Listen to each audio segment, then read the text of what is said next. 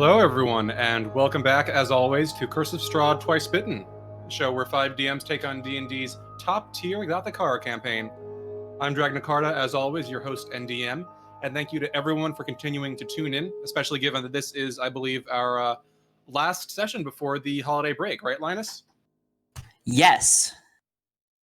I appreciate the greatness. No, there's no ambiguity here. It's just yes. This is a true statement, Dragnacarta. Let us continue. Thank you, Linus Bot. Cool. So, hopefully you all enjoyed today's session. Thank you to everyone for being here. And, of course, we'll have more announcements after the break. But for now, I think we are good to get started with Curse of Strahd Twice Bitten.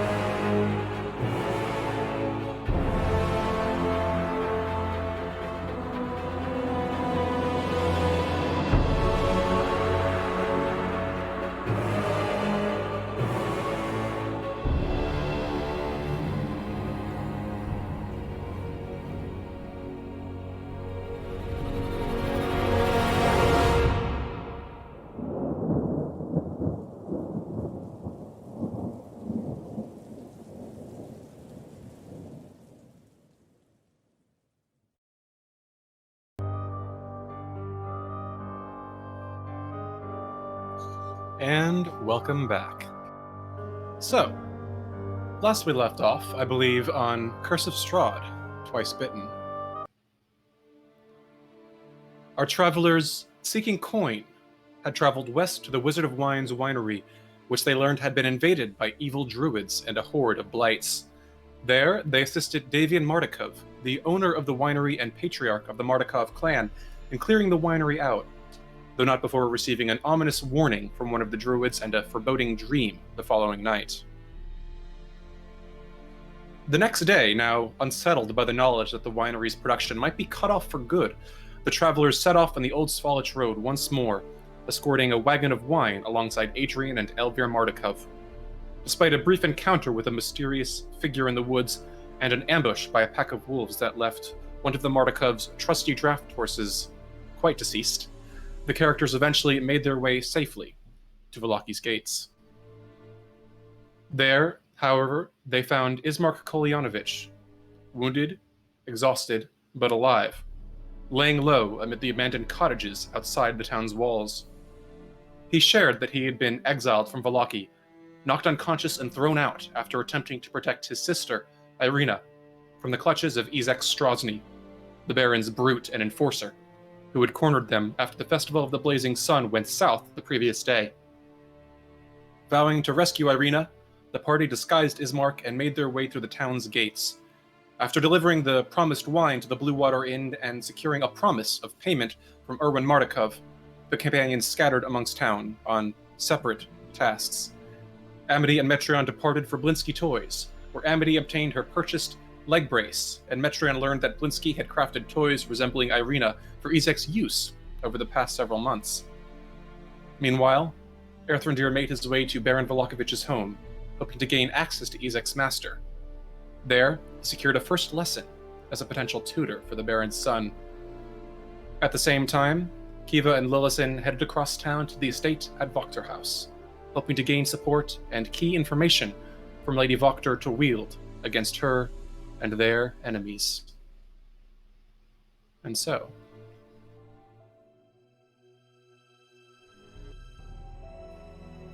together, Lillison and Kiva, you make your way past the front gates of the cast iron fence that surrounds the old slouching estate, Beyond, you can see the faint whirls and wisps of mist that cling faintly like gossamer shrouds to the dark greens of the gardens that are laid out neatly, though overgrown in places, amidst the front side of the house. Together, you make your way around the front walkway, passing forth until you can see the front door coming into view.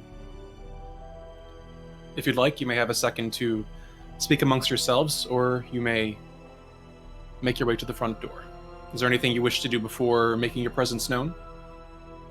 Kiva's just sort of looking at Lillison, and you can see that there's a very steely determination, but it's also very obvious that she's not happy with where they are and what they're going to be doing. But she's just so focused on getting Ireena back, and this seems to be an easy way to sort of get some information. So she's sort of torn, and you can almost see it in her body language as well, that it's very hard for her to do this. Lillison is going to look at her with a kind of understanding expression and then say, "You don't have to be here if you don't wish to be." I know, and I know you're probably more than capable of handling this on your own, but I don't trust her. And if anything, I'm also just... It's fine. I know you can handle yourself, and I don't mean to imply that you can't, but I feel better knowing that you're not in there alone. I also feel better knowing that I wouldn't be alone, and I know that if anything went wrong, I would be very, very grateful to have you here, but I know that this is not a comfortable place for you. It's better than the thought that actually popped into my mind earlier, so... Do you wish to share, or shall we just continue? Some sick, twisted part of my mind, maybe a part that still has him in it somehow, thought... If he's so interested in her, he probably wouldn't be pleased knowing that some friend of the Baron has her, that maybe we could ask him for help. But as soon as it came into my head, I wanted to be sick, so this seems like the safer option, at least for her. Well,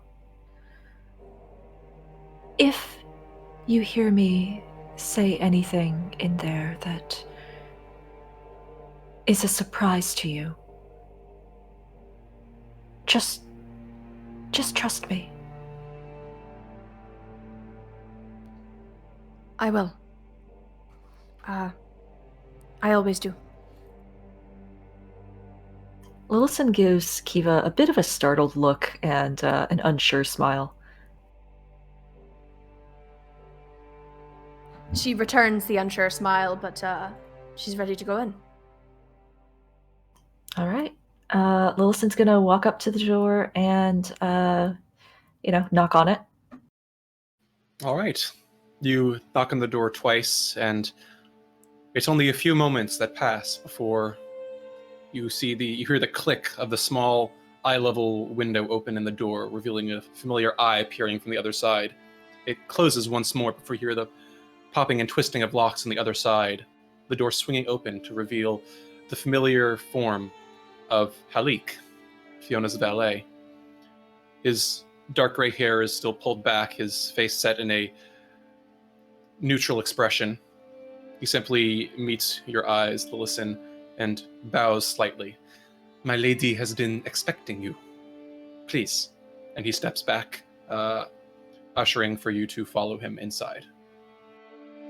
Lillison will give him a firm nod and step inside as if she had been expecting this and say, "Thank you very much."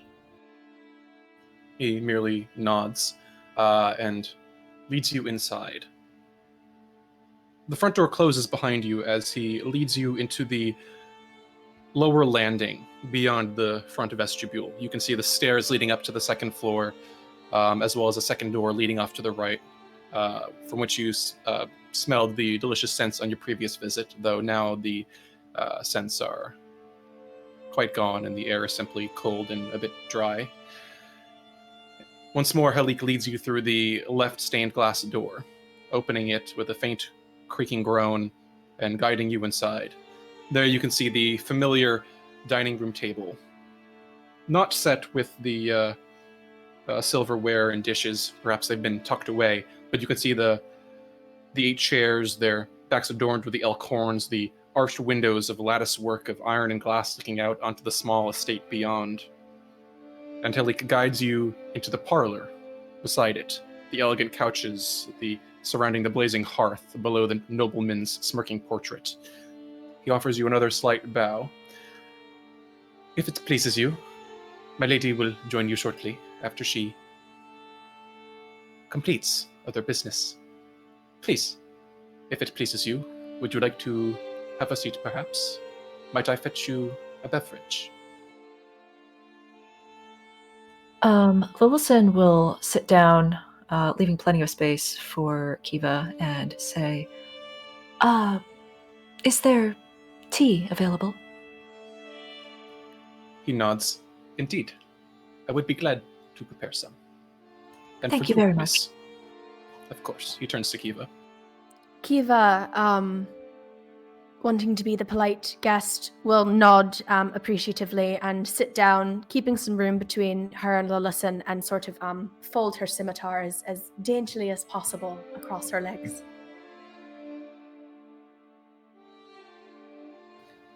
He blinks at you for a moment and then says, nodding, tea as well? Yes, please. Thank you very much. He nods, not even betraying so much as a smile, as he turns and makes his way out of the room, opening the door, closing it behind him, and leaving you, for now, alone in the room with the portraits and the blazing fire.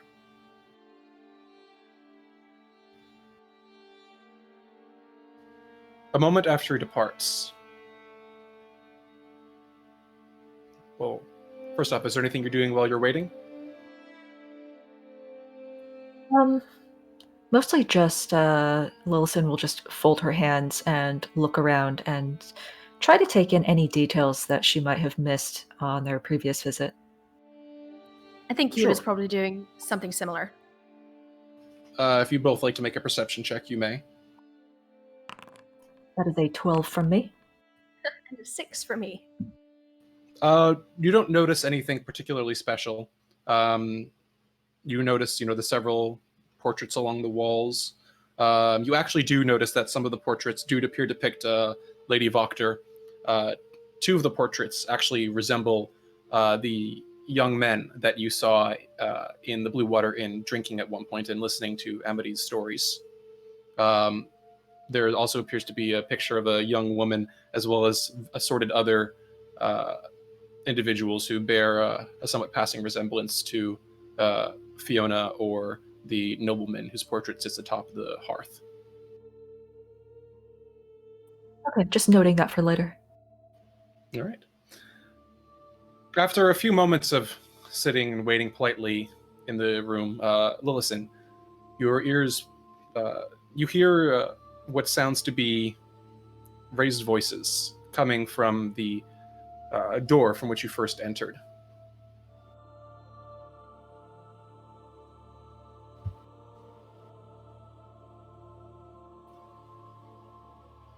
From here, they're indistinguishable. After a moment, they taper off before raising again. You can't make out the words, but from this distance, you can tell that there seems to be perhaps some sort of verbal confrontation elsewhere in the house. Lilison will lean slightly in that direction and try to, strain her hearing.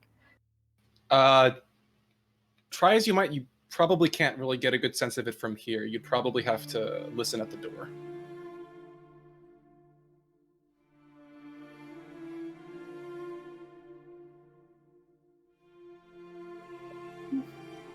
Lilison is going to glance over towards Kiva and just whisper softly in Elvish, "Do you hear that?"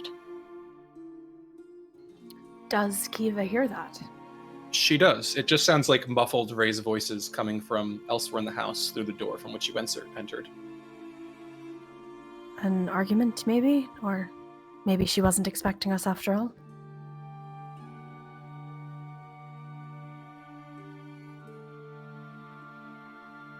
Well, if she wasn't, she's still obligated to keep a gracious composure when she sees us, but I do wonder whether there is some other matter that we might use as leverage.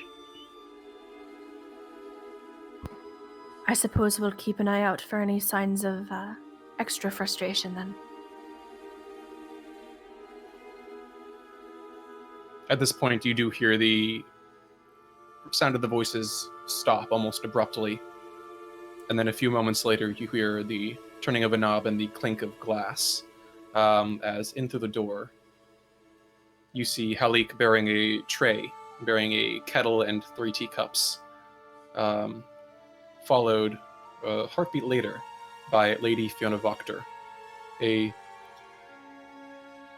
neutral, stony expression on her face, wearing a similarly plain gown, though elegant in make, to her previous encounter with you. Though as she sees you, she offers a small nod and a similarly small smile. Why, good day. A pleasure to welcome you both into my house once again. Good afternoon. We are very sorry to have not given you more advance notice, but we have had some time to think about the very generous offer you made last time. Oh, indeed. Well, she kind of takes a seat in a couch across from you, gratefully accepting a full teacup as Halik pours one. Do tell me, whatever means I may have of being of service, or... Wilson will, wait for a teacup and just sort of sit back and remain silent with significant glances towards Halik for as long as he's there. Fiona picks up on it quite quickly, and she turns to him. Halik, if you wouldn't mind tending to the boys and showing that they are taking care of business. He nods and turns to go. Very good. She turns back to you with a knowing, mysterious smile, and the door closes shut as Halik exits the chamber.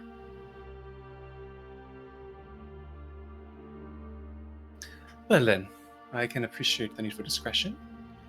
Do, please, my dear. I assure you, you are among friends. The enemy you spoke of last time seems to have become our common enemy. The Baron's rabid dog, as you termed him. She frowns, her forehead creasing. Yes, Strahd. Tell me, what is it exactly that brings you to my home? I hope nothing particularly untoward. He has gravely injured a good friend of ours, and we do not wish to see him go unpunished for this. She takes a sip from her teacup and offers a sympathetic look. My goodness, you and your friend have my deepest condolences. Hopefully he is not, or she is not overmuch injured. I had heard of a tussle the other day in the streets, but it's unfortunate. But I can certainly empathize. Master Strahd has done much harm to many in this town, and I am truly sorry that his brutish and diabolic cruelty has seen fit to visit upon yourself and your companions as well. Yes. Our friend will survive, we think, but he is reckless, and I believe we need to avenge him before he gets it into his head to do it for himself. Do you know of where Strahd lives? She nods. Indeed, it is an interesting arrangement. How is Though, that? of course, you see, Strahd has no home of his own. He's not had one since he was a young boy. No, he lives and has lived for many years in the home and manor of Baron Vlakovich.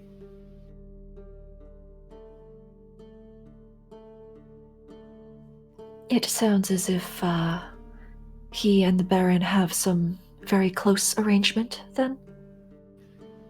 As a sort, Strazdny's bestial nature has long since been of note. From what I am told, upon the loss of certain guardians, the Baron took him in. From what I've heard, the young Strazdny had a bit of a penchant for cruelty and violence. I'm told that they never found the children's bodies, but evidently the good Baron thought that such a budding brute might be of worth to him. Strazdny's lived there ever since. When she mentions children's bodies, Lillison just glances over towards Kiva very quickly to see how she's holding up. Kiva takes a very pointed drink from her tea, but her hand is shaking just ever so slightly. Fiona notices the askance at her words. Perhaps it is worth to note, of course, that Strazdny at the time was of an age as his purported victims. He has nurtured a seed of hatred and monstrosity inside of him for quite a long time, I'm afraid. A seed that has only been further nurtured and grown by the Baron's, dare I say, loving efforts. I see. And I must assume that being a capable woman, you must have safeguarded yourself this long by noticing certain, let us say, weaknesses, perhaps, in Strazdny's psychology or life? Well, that appears to be two different questions, my dear, though. The Baron... Well, Strazdny is the Baron's dog. Quite a larger and more brutal one than the mastiffs he calls pets. But be that as it may, Strazdny very rarely acts of his own volition. He is, and for much of his life, has been a tool of the Baron's will. You see, Strazdny would not dare strike upon me were it not for the Baron's goodwill. And my family and our history renders me certain unique protections that might make the Baron reluctant to move directly against me or mine. Though, of course, evidently in the case of my dear daughter's fate, that does not evidently extend quite as far as I might have hoped.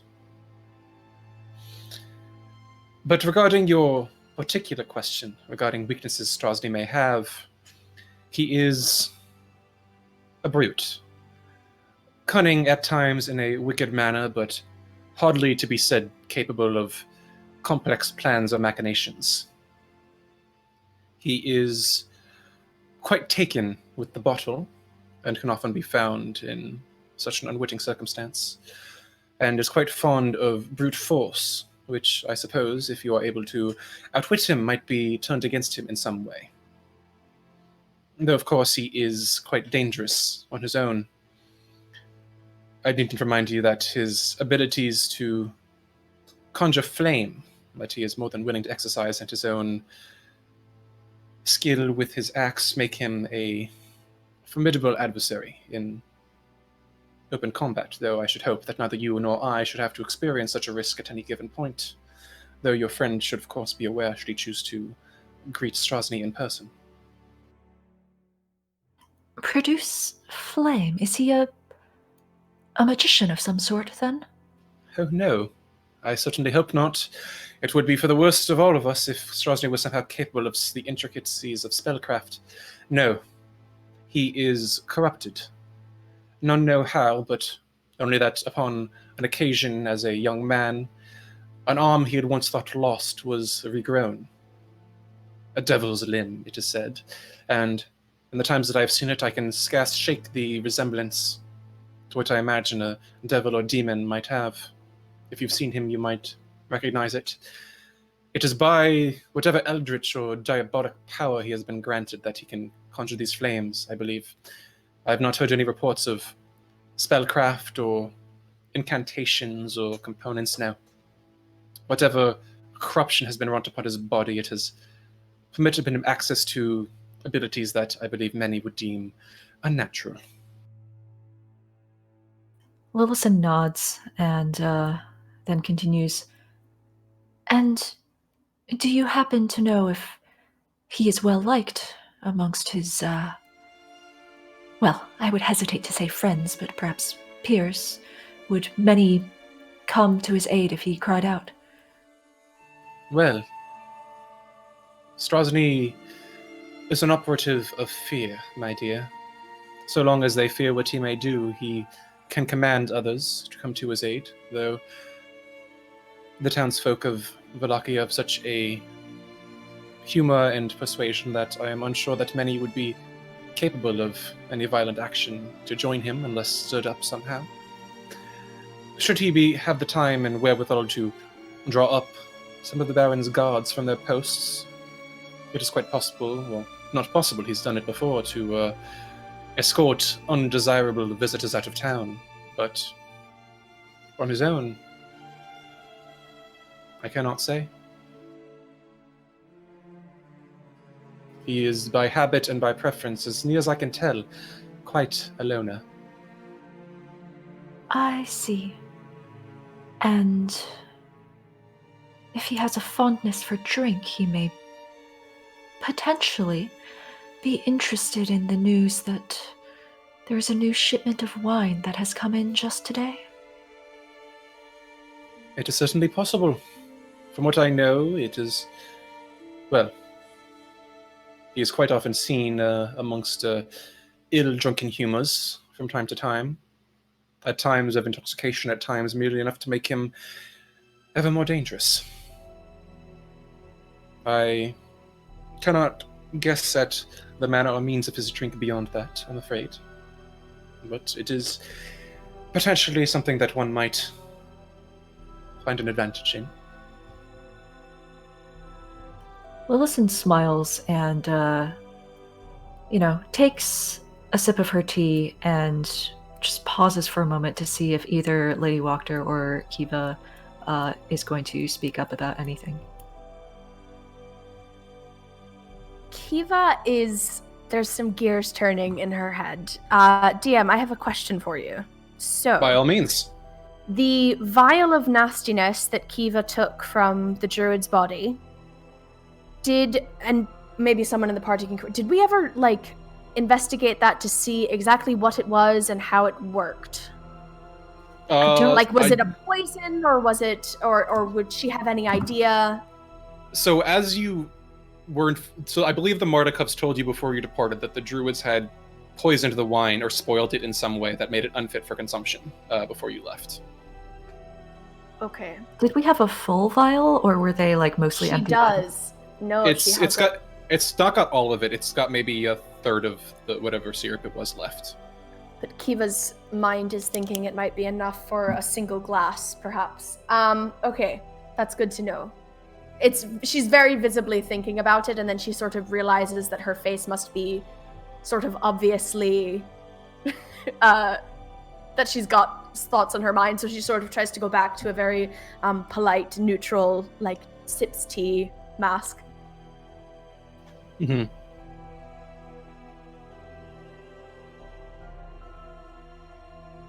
But she doesn't outwardly say anything.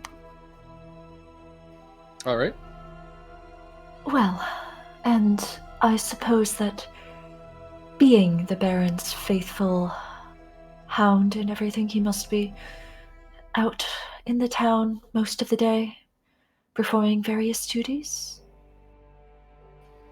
Duties is a bit of a strong word, but he does lurk and skulk about the town to ensure that none are, as the Baron would call it, displaying signs of malicious unhappiness, I believe. Though, beyond that, I cannot say, though it is somewhat odd. From what I've heard, well, I'm unsure if you're aware of the happenings of yesterday's festival, but there were some activities that might presumably merit Master Strasny's presence. But from what I've heard, no one has seen hide nor hair of Master Strasny since the festival's conclusion. It's odd. Oh, indeed. We had heard something of what happened yesterday, but it was very confused reports. Were you there? Myself, no. I have managed to arrange for convenient excuses to avoid the vast majority of the Baron's unbecoming festivals, but from what I have been informed, it was unpleasantly disastrous. And you hear she kind of grits her teeth very slightly on the last word before quickly smoothing the expression over and offering you a small neutral smile. Well, surely you might be happy that it was disastrous, if I can speak so plainly. Oh, yes, of course. As near as I can tell, there is certainly a growing discontent with the Baron's festivals. I should hope that, in the absence of Strasny's reign of terror, many of the townspeople would be easily swayed against the belief that these festivals do anything to protect them from ill events. It is my understanding that many of them already doubt their efficacy, and, well, disasters in this vein certainly do not do much good for the Baron's cause. Though I, of course, am troubled by the prospect that anyone could have been injured in such an unreasonable event. If no one has seen Strasny since yesterday, is it possible that he might be missing or injured? Either is certainly possible. I'm afraid that I've not heard gleanings of where or what might have become of him. The last I know is he was seen at the festival in evident good health, and from there, nothing. Kiva's hand sort of starts to shake a little bit again, but she puts her other hand on top of it. Well, surely this must represent an opportunity for you to begin to, let us say, expose the Baron for what he is without his henchmen in the way intimidating everybody else? Fiona simply nods. Perhaps. I know that our companion last time, Metreon, was a little uncouth about this, but, well, I believe that we might speak a little more plainly now. We do seem to have, if not completely a common cause, then at least a common enemy, and I believe that perhaps we can be useful to each other. It certainly lightens my heart to hear such words. Please. What might you be envisioning? Well, what we have been craving, all of us, is nothing more than security. And as you might imagine, being told all of these tales about strange beasts and creatures savaging people beyond the walls of this city, well, if we could make the city of Vallaki a little safer for everybody by removing rabid dogs from its streets. What sort of happy daily life do you think could be possible here for humble people of no particular station? Well, in the broader context, I should certainly hope that the townsfolk shall be spared the suffering under the continued ire of fear and false festivities.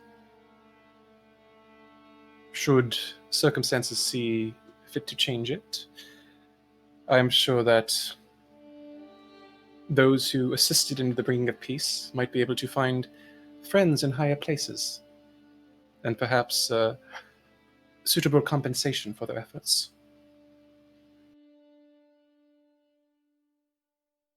She nods and smiles and says, well,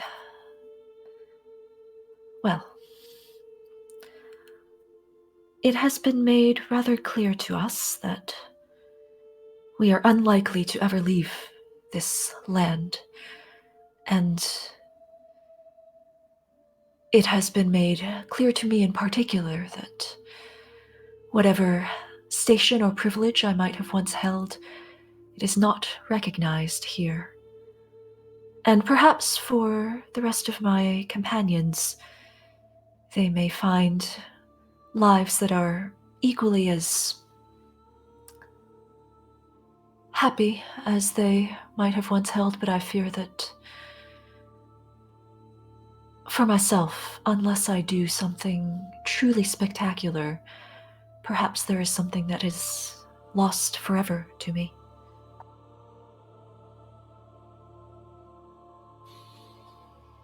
Fiona smiles once again, but as it has not for all the time you've known her, the warmth of it does not quite reach her eyes. Instead, she reaches forward, setting her teacup down on the table, and meets your gaze. My dear, oh, shall I say of respect, Lady Tonsale? I confess that the circumstances in Vallaki these days are of a troubling nature, but I assure you, should circumstances change, you and your friends shall be better suited to the town you shall find. Of this I am quite confident. I offer my condolences for the realization you have come to, but perhaps it is one that was inevitable for all of us. And it is our calling, our burden to do what we can and what we must with the hands we are dealt by fate. Wilson also smiles a little, equally, not reaching her eyes, and sort of nods politely and says, that is all that any of us can hope to do, and yet, who accepts the world only as it comes to us? I should note that I believe we might have met, or perhaps met is a strong word, we might have seen your sons in the tavern a night or two ago. They seemed very, full of life, I should say. She takes up her tea and takes a long, long draught of it for a moment before swallowing and nodding, a bit of an iciness to her eyes. Yes, they are quite the rambunctious couple of boys. Seeing such genuine joy and laughter here it has been a balm for those of us who have seen nothing but grief and sorrow for so long. I am touched to hear that. I am sure that I would be more than glad to relay your kind words to my boys. She smiles just a little bit wider and then nods, and then drops the subject. So, my dear, if I might hesitate to ask, I notice that your companions are not present, but nonetheless your questions seem evidently pointed. Might I be so bold as to inquire as to your intentions regarding Master Strozny? Well, my companions are taking care of their own business, which we do not yet know how long it might take, but... And she looks over to Kiva. Our intentions are to take care of him in as quiet and discreet a manner as we might. Kiva adjusts her scimitar on her lap. Fiona, you can see the tension evidently leave her shoulders, and she sits back, nursing her cup with a small, cold, pointed smile. Wonderful. I must confess that I trust intimately in your capacity for discretion in the time that I have known you, and I thank you, my dears, for the great service you presume to undertake for the people of our town. I must caution you with a single word of advice, however, if I might. Yes? The machinations and madness of the Volokovich family run deep. I have been told of strange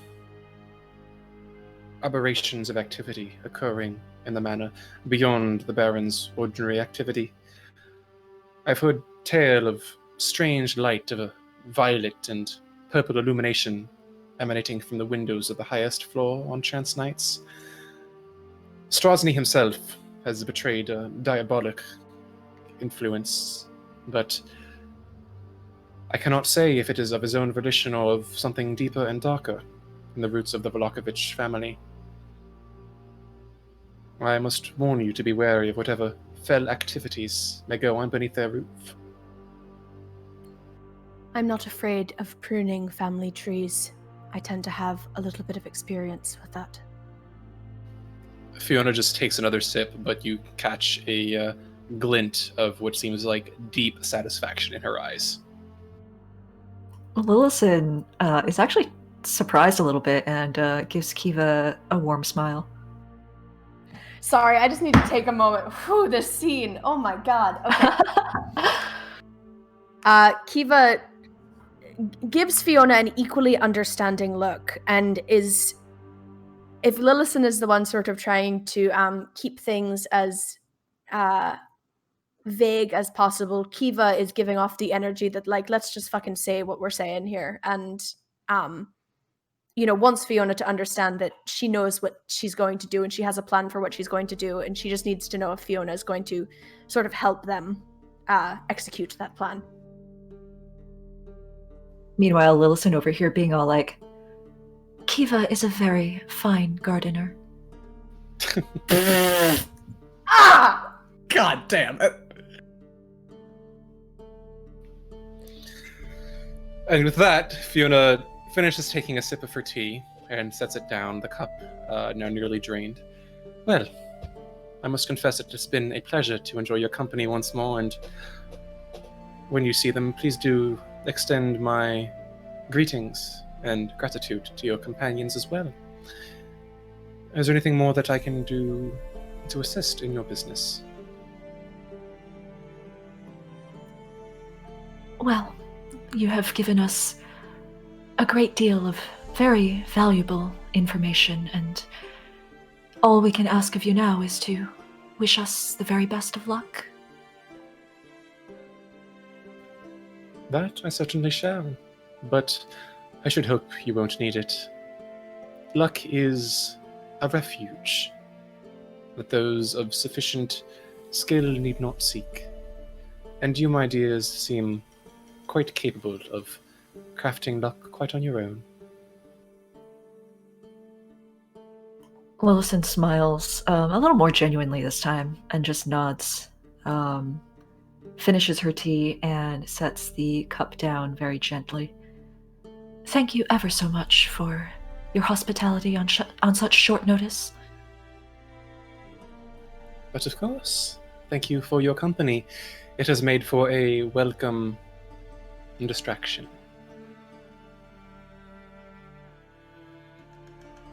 Kiva gives Lillison a sort of side glance and stands. You can see that despite her like pointed sipping, she really hasn't finished more than half her tea. So she sets the cup down and then she approaches Lady Wachter and gives a sort of half curtsy, half bow. Lady Wachter stands and offers a gracious nod. Well met, my dear. I certainly hope that I shall see you again soon, and in good health and good spirits. Kiva, if her hand is available, Kiva will ask to sort of take it as if she's going to like kiss her hand. I would say that her hand is kind of hanging at her side. I would say that you can kind of indicate. She looks a bit surprised at the motion, but does. It seems like Lillison. You can tell it seems almost more out of surprise and there's kind of a humoring look on her face as she holds her hand out toward you, Kiva. Kiva looks up into her eyes and says, "Any assistance you or reckless boys or friends of your message could offer us would also be greatly appreciated. I'm afraid I'm more than a little recognizable, so if you happen to know people, tell them that they can seek me out." And then she will drop the hand and leave. Fiona offers a small nod, merely looking somewhat thoughtful as she watches you go. Lillison will, stand, give Lady Fiona, the amount of nod that happens between equals, and then follow Kiva out. All right. The two of you are able to make your way out onto the misted estates of Wachter House and back into the street of Vallaki once more. The second they're sort of out of sight, Kiva almost like crouches in on herself and just sort of takes a deep breath and sort of squeezes her eyes shut. She's just sort of readjusting herself. Lillison will stand about 5 feet away looking very uncertain, and then take a step in and just very lightly touch her shoulder.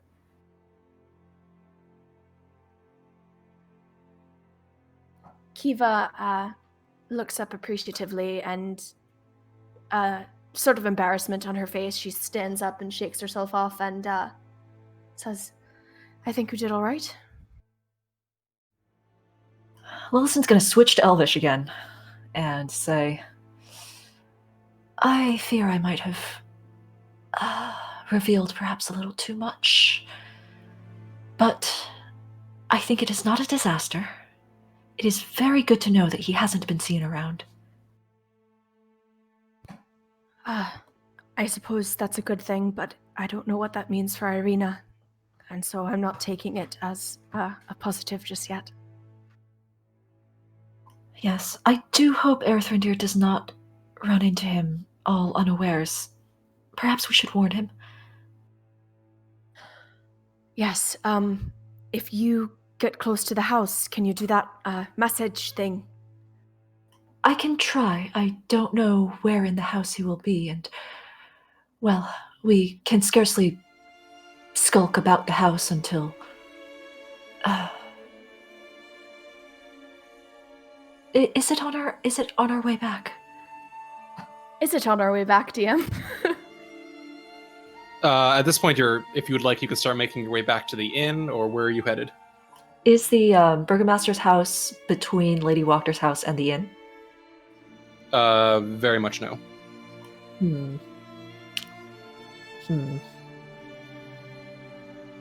Okay. Lillison will switch back to common and say, well, shall we take a nice little stroll before returning? I could stretch my legs, I think. Okay, they're gonna head off towards the Burgomaster's house. We're gonna try. All right. Very good with that. Erthrendir. Yes.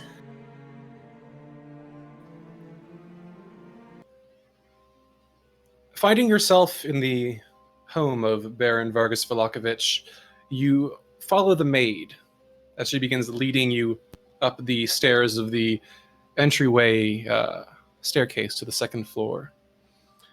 As you do, you hear a throat being cleared behind you, and the maid stops in her tracks. Turning, you can see the Baron at the foot of the steps, his arms crossed over his sides, one foot tapping, a severe look on his face, slightly annoyed, as the two mastiffs sit at his sides, their tongues lolling and their eyes fixated upon you. But the Baron's eyes are not set on you, but the maid's. Dorina, are you really so empty-headed to bring such an unnatural creature upstairs instead of simply fetching the boy? Please, do not disappoint me further. Erthrendir coughs. Well, of course I wouldn't dream of how to tell you how to situate things in your own house, sir, and I'd be happy to teach Excuse him. me. I am disciplining my servants. Of course. He turns toward the maid. You. Take him into the parlor, then fetch the boy. Ensure that you do not take over much of my time than you have already wasted. Go. If I might, he keeps talking. For recalcitrant students, as it seems your son might be, it is often incredibly beneficial to deal with them in their environment, in a place they're comfortable. I've seen it do wonders for those of many noble houses. The boy is in his home, and the boy will learn to do as he is told. Of course, sir, but in a more specific space, it would help greatly in, well, from what it sounds, making sure something actually sticks. I've seen it happen many a time, sir. It ends up being very important that they have that I have the chance to talk to them in their full environment. It can really help them start to learn some sense, if you catch my drift. You can see that he appears to be offering you a quiet, dangerous look. And as he does, you hear him speak quietly. Do you mean to imply that I am not capable of facilitating the education of my son? Oh, far from it, sir. But I also... Then you shall dismiss the issue and be grateful that I have permitted you to expend your talents through access to the heir of the Velakovich line. He kind of narrows his eyes for a moment, expecting your response. If that is how you wish it, sir, I would not dream of telling you how to operate in your own house. Good. But know that I look upon you, and by this point, the maid Ireena is long gone, having scurried up the stairs. Forgive me. I do not believe that I had the pleasure to see you at our festival the preceding day. Ah, yes. I'm terribly sorry. By the time we had heard about it, we were out making sure that the Wizard of Wines had their wine back from a delayed delivery. They had a disruption in supply, and they had asked us to help, and we thought it would be very important to make sure that, well, wine would flow and that all would be well. I deeply apologize for our ignorance on that front, though, and I am sure that many festivals to come will be lovely. Make a deception check. Alrighty.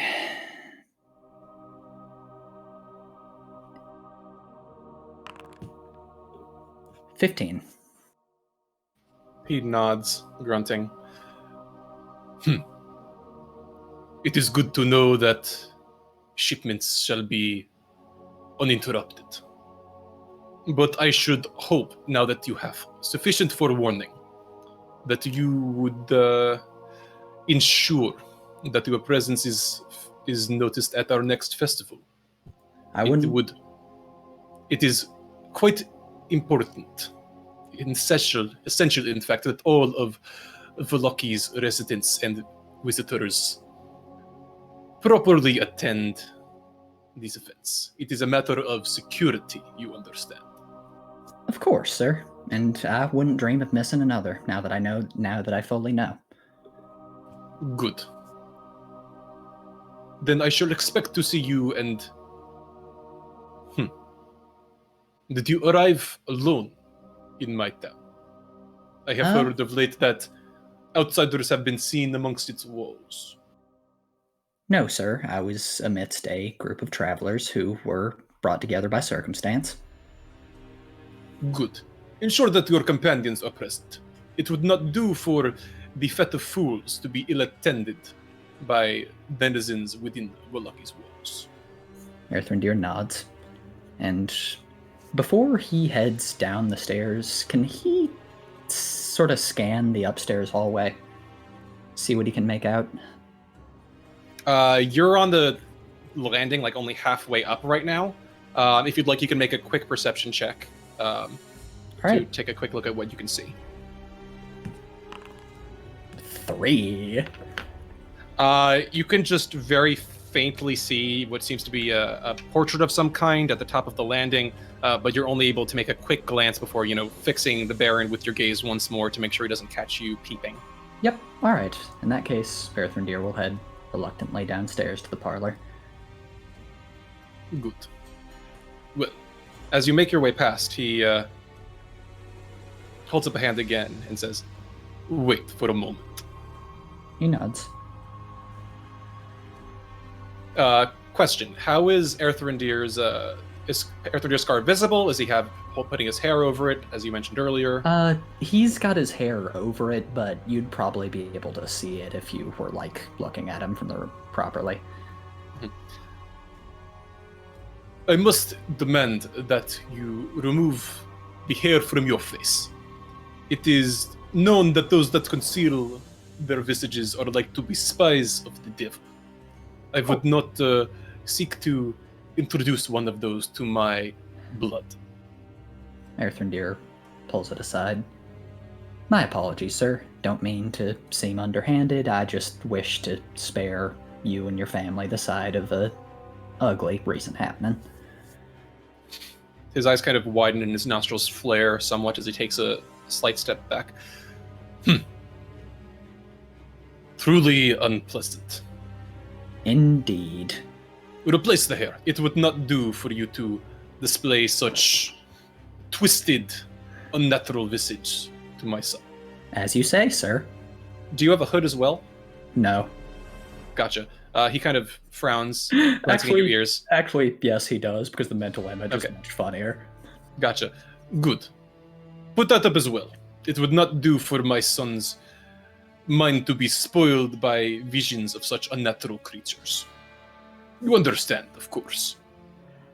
Erthrindir nods, smiling, although someone who know him would probably see that the teeth were very gritted.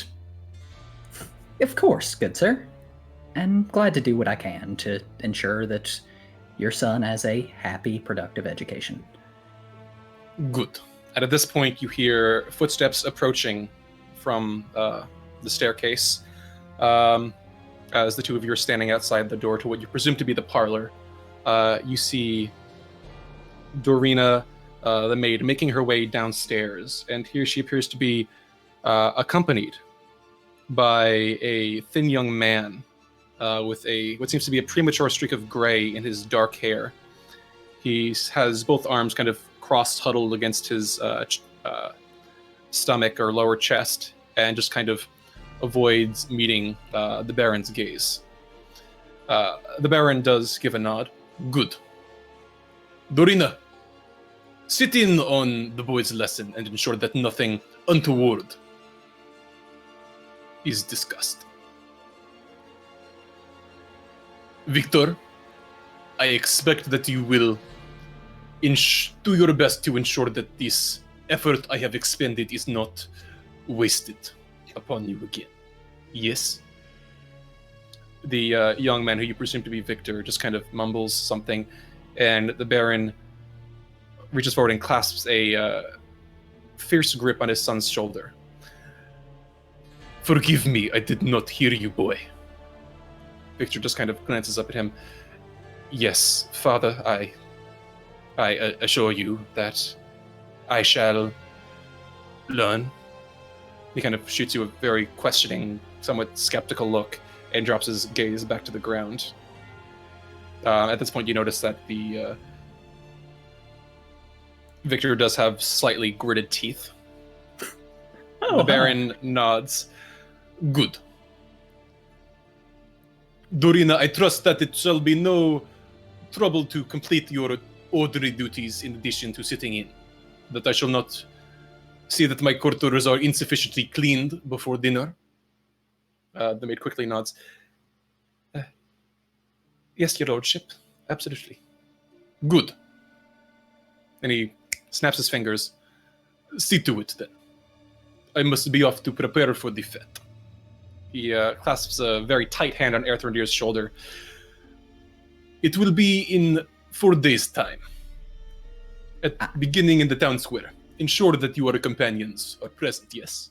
I look forward to it, sir. Excellent. And he nods and steps away. All right. So, Erthrindir is going to step into the parlor, letting Victor do so on his own time. But as he does, he's going to make sure that wherever Ireena sits down, Erthrindir is going to have his back to her so she can't see his front. All right. Making your way into the parlor. From what you can see of it, it contains a few armchairs. The way that they're arranged, there is a armchair toward the door in the back of the room, and then there is on the other side a white sofa sitting, and between the two there are a pair of armchairs facing a small wooden table. The parlor overall contains a fine array of furnishings and draperies with an overall feminine touch. Yeah. And as you make your way inside, Victor just kind of shuffles in along after you, looking absolutely quite miserable. And he just kind of stands off to the side of the door, not quite meeting your eyes, and just standing expectantly. Erthrindir is going to take one of the armchairs and sort of pat the other one. And once Victor sits down, he'll give him a gaze and says, he's going to wait a moment for the Baron's steps to fade away. But once they do, he's going to kind of look to him and say, all right, now, I look forward to getting the chance to work with you. My name is Erthrindir Ariel. It's a pleasure to meet you. He nods. And you're Victor, correct? Yes. All right, splendid. So, Erthrindir kind of takes on an uncharacteristically, straightforward and strict look and says, all right, so first things first, before we get to anything, I need to know what you know. And what's your education been focused on thus far? He blinks at you. And that can be self-guided or taught, mind, either are meaningful here. Some history, I suppose. Oh, splendid, splendid. Ooh, of what kind?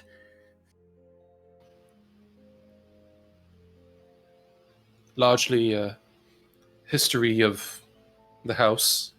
Some bits of heraldry, I suppose. Ah, splendid. Do you know any languages? I know how to speak. Erthrendir gives a Erthrendir shows the corner of a smile at this. Other languages, I meant, but I'm quite happy you know how to speak. And penmanship's always important. Erthrendir pulls a piece of parchment from his pocket and is going to jot something down on it. Here, I'll give you some instructions, and then you can repeat what I wrote. On the parchment, he's going to write in very small handwriting. Listen, I'd like to teach you what you want to be taught, but we've got to be roundabout about this. Give me a summary of what you'd actually be interested in, and I can see about actually getting that across covertly.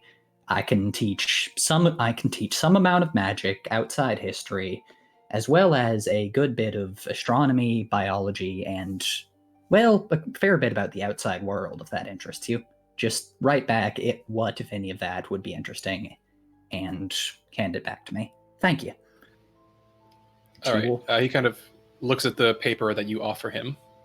Is this some sort of test? No. Just repeat what. Just write back the passage I wrote for you for handwriting purposes. You understand? I need to make sure your penmanship is good. Make a deception check. Just a general purpose. 14. All right. He's definitely doing the eyebrow waggling, though. He gives you a long, very confused look, but takes the paper, reads it, and as he does, you notice his brows kind of furrow. He just kind of stares at it for a few long, lingering moments, and then you hand him a pen, a quill? Erthrendir's got a pen. All right, he accepts the pen, and after looking at it for a few moments, just very quickly and messily scratches something down on the paper. He hands it back to you.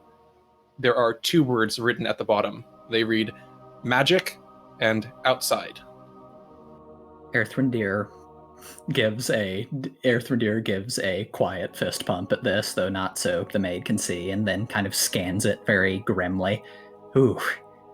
Well, your handwriting is your handwriting is atrocious, I'm sorry to say. We'll need to keep practicing for that. So I'm afraid that we'll need to be conducting the rest of this, a good bit of the rest of this lesson written. I'm sorry about that, but you've got to get into shape somehow. It's a shame for a scion of a noble family to have handwriting like that. Yeah, but yes. So, first things first. I'm sure a man of your sort of lineage could definitely learn a lot about heraldry. And as he says that, he taps the spot on the paper where Victor wrote magic very intentionally. So, what kinds of heraldry have you been studying? For instance, I have studied heraldry done by bards and other folks who make music. They often have a unique way of heraldry that other folks don't. But there are other schools, of course. There's the heraldry of the great arcane family, and of course the divinists who's made some of the finest family crests ever heard. And, of course, some families make it themselves. So which kind would you be interested in? What kind of heraldry? Yes, heraldry. The kind by the arcane family, or the divine family, or the bardic family? Which of those would you prefer to learn about? And which of those do you know about yourself, if at all? He blinks at you for a moment. I've learned most of my heraldry from books. Ah, so the arcane family. Splendid. They're a good lot. Not my cup of tea, personally, but they can do some very colorful crests. And, alright, well, let's see. Erthrendir scribbles something down again. Now, why don't you, as a bit of a test, show me one of those arcane crests. On the paper, he's written, All right, so what level of magic are you operating on? You say, do you have a spell book? Have you learned cantrips? What sort, and for what purposes? And what do you know, and what are you interested in? He glances down at the paper you've handed him and frowns and says aloud, I don't know that I need to... Well, you're the expert in heraldry, right? Of course. What heraldry do you know? Oh, well, I know and have made, in fact, a good bit of heraldry by the bardic trade, but my teacher, the one who taught me a lot of things, taught me to respect arcane heraldry most of all. And so I know I cannot practice it personally, but I know a tremendous amount about it. So I might be inclined to be able to help to, age or education, or if you wish to go into bardic heraldry yourself, then I perhaps could help you with that. He fixes you with a long look and then says quietly, show me. Earthrendir is going to take a casual glance back at the maid. What is she doing? She's kind of watching you blankly from the chair closest to the door. Make an insight check. Sure thing.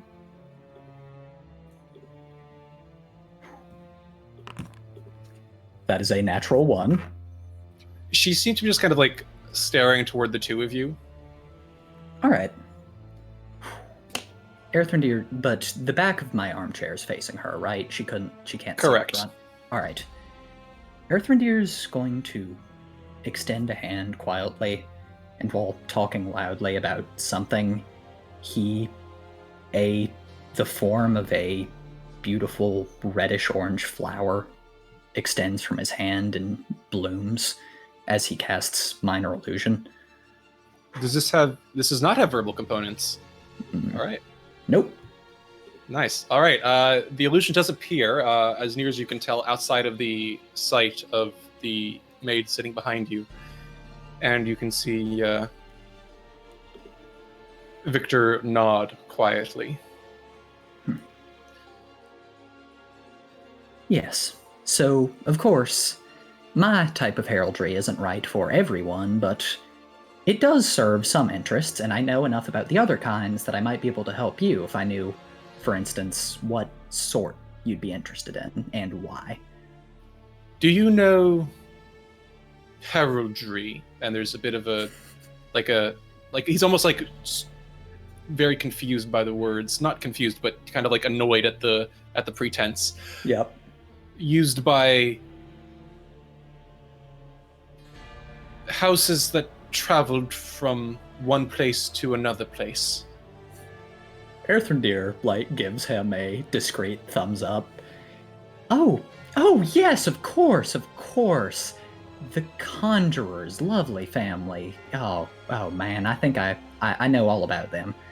Yes, I've heard of them. They, need to take their heraldry on the move, so they have to have banners that'll sustain that sort of thing, and yes. So what part of their operations would you like to hear about? How they went very far away, and how they went there. Oh yeah, of course. I'd be happy to tell you a bit about their journeys. It's important that, of course, you know about the other noble houses.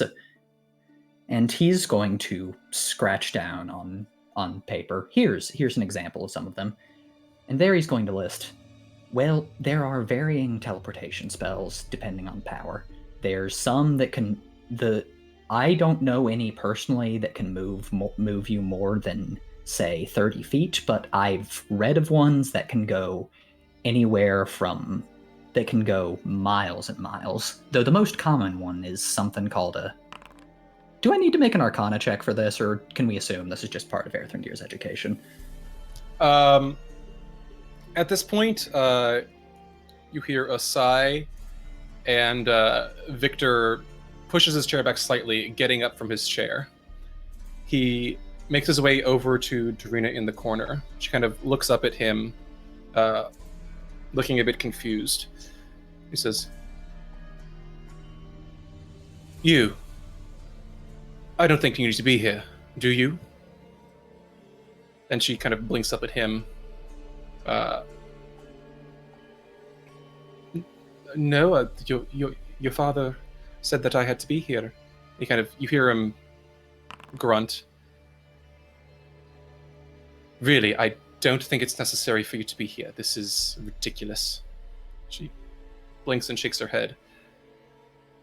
Young master, are you trying to imply something? He grunts and you actually hear him curse very slightly. I don't think you need to be here. She blinks, and you watch her eyes glaze over very faintly. Oh, fuck. Right. Young master, I'm very sorry. I'll go see to my chores then, yes? He nods. Just to make sure that my father isn't bothered by you not being here. She nods. Yes, of course. Not a problem, my dear. Or young master. She kind of stands up, brushing her skirts off, gives him a small curtsy, and steps out of the room, making her way quietly to the door and vanishing into the corridor. Victor immediately turns toward you. I presume Erthrendir caught that was a spell. Oh yes, you heard him mumbling something strange under his breath all Okay. 3 times. Right. You said you can tell me how to go places. Tell me, and show me now. Erthrendir kind of is on pyre alert from this, but keeps his hood up.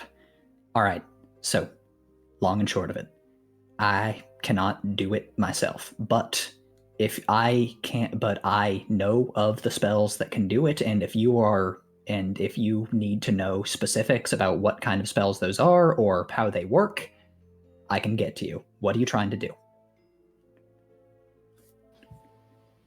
He gives you a long look. Make a persuasion check. All right. Natural 20. 25. Yeah, Woo, damn. He eyes you for a long moment, and then a bit of tension leaves his shoulders. You're really not one of his men, aren't you? For either of the permutations of his you could be talking about, no, I am not. I'm a traveler. Good. Then nothing I tell you gets to him, right? Erthrendir looks at him and kind of something strange plays in his face. I promise. Not a word that's said leaves this room. He nods. Good. You say you know how to move places, he kind of frowns. I think the word is teleport? Yes, there are different schools, but that is what's most commonly used. Good. I want to get out of here. Tell me how. Erthrendir blanks, not expecting this. I presume by here you mean the mists. He nods. Okay. Well, I have bad news for you then, unfortunately. That's going to be infeasible unless you can do some teleportation of very strong power. The sort of magic that it would need to move outside of this geographic area would be immense. You'd have to be an incredibly powerful wizard or sorcerer to pull that off. You'd need a teleportation circle or a blue veil or something. I don't know. So I think it's probably out of reach for both of us at the moment. He nods. So what you mean is you're too weak to do it, but you know how someone might do it. Accurate. Good. All right. You mentioned teleportation circles. Do you know anything about them? I'm familiar. In my training I studied a few. Good. Then I need you to come with me. Earthrendir nods. All right. Though we need to be sure to be back down here when the Baron comes back. What we've said stays together, but I don't need to be getting into trouble. He shakes his head. No. You won't be any problems. And he kind of reaches out and places a hand on your shoulder. Oh no, he does not. If he's actively trying that, Earthrendir's jerking away. He blinks at you. What are you doing? I'm trying to make sure that you won't get in trouble. How? Explain the nature of the spell you were doing to that. It's going to make it so that people can't see you. I thought you said you knew what magic was. I was doing that to make sure you were not going to do... Of course, pardon, silly old me. I had a moment of weakness. My apologies. Yes, please, that would be lovely. Good. He pauses. Unless you're... No, you said you're too weak for that. And he kind of reaches over and pokes you on the shoulder, and you vanish into invisibility. All right. Earthrendir... Victor cannot see this, but Earthrendir grimaces, because that confirms that he is a lot stronger than he thought he was. All right. At that, Victor nods. Come on. It only lasts for a minute. We've got to get upstairs. Understood. Earthrendir is going to stand up and follow Victor out once the doors open. All right. He guides you out into the parlor, quickly checking both ways before seeing if there's anyone who might be standing in the way. Evidently, there doesn't seem to be, so he and you cut across the entryway up to the stairs that lead to the second floor. Okay. He continues passing upstairs, and as he does, you can see the staircase climbs 20 feet to what looks to be a beautifully appointed gallery that continues toward the west, running almost the length of the mansion. You can see framed landscape paintings line the walls and red silk drapes covering a 10-foot-tall arch window of leaded glass. Okay. Earthrendir is going to follow him up. He continues making his way briskly down the stairs, and as he does, you come to a 10-foot wide portion of the gallery that stretches almost the length of the mansion. You can see breathtaking paintings of landscapes lining the walls and two separate narrow hallways leading away from the gallery to the north. As he passes across the first hallway, Victor checks around the corner and then moves as quietly as he can across the way. Okay. Earthrendir is going to take a moment to look at the hallway that Victor checked into. How many doors are there? From what you can see, 4. 2 close ones, 1 beyond that, and 1 at the very end. Okay, long shot. Are we on carpet or hardwood? This is hardwood. And there was someone downstairs tromping around with iron boots, was there not? Downstairs? Previously, yes. Can Earthrendir see any marks in front of all of these doors that look like they might have been made by someone with iron boots walking uncarefully?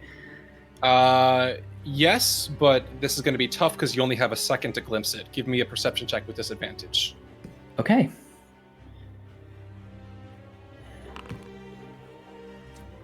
Well, at best, that's a 5. Yeah, 5.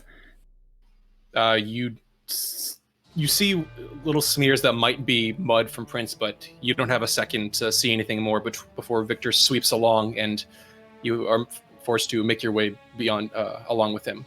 Are you attempting to move quietly as well? Yep. All right, make a stealth check for me. Alrighty. 19. All right. You invisibly and Victor visibly tiptoe as silently as you can, making your way to the second branching off corridor. You can see there's a staircase that leads down, presumably toward the back rooms of the house, but instead Victor turns right, heading north along the second corridor. He passes by 2 left side doors before reaching a door at the very end. Any of these doors have any particular markings on them, or are they all unlabeled?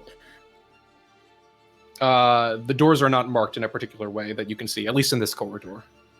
Okay. Earthendeer is going to take a moment to pause as Victor steps forward and listen and see if he can hear anything from any of these.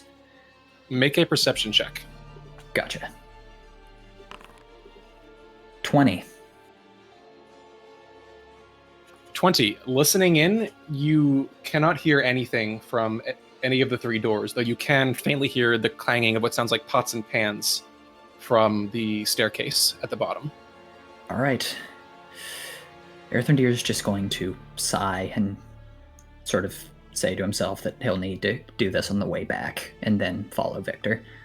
All right. Victor makes his way through the door at the very end of the corridor, very carefully opening it and peering through inside before nodding and motioning for you to follow him. And as he closes the door behind the both of you, the invisibility spell winks out, leaving you visible once more.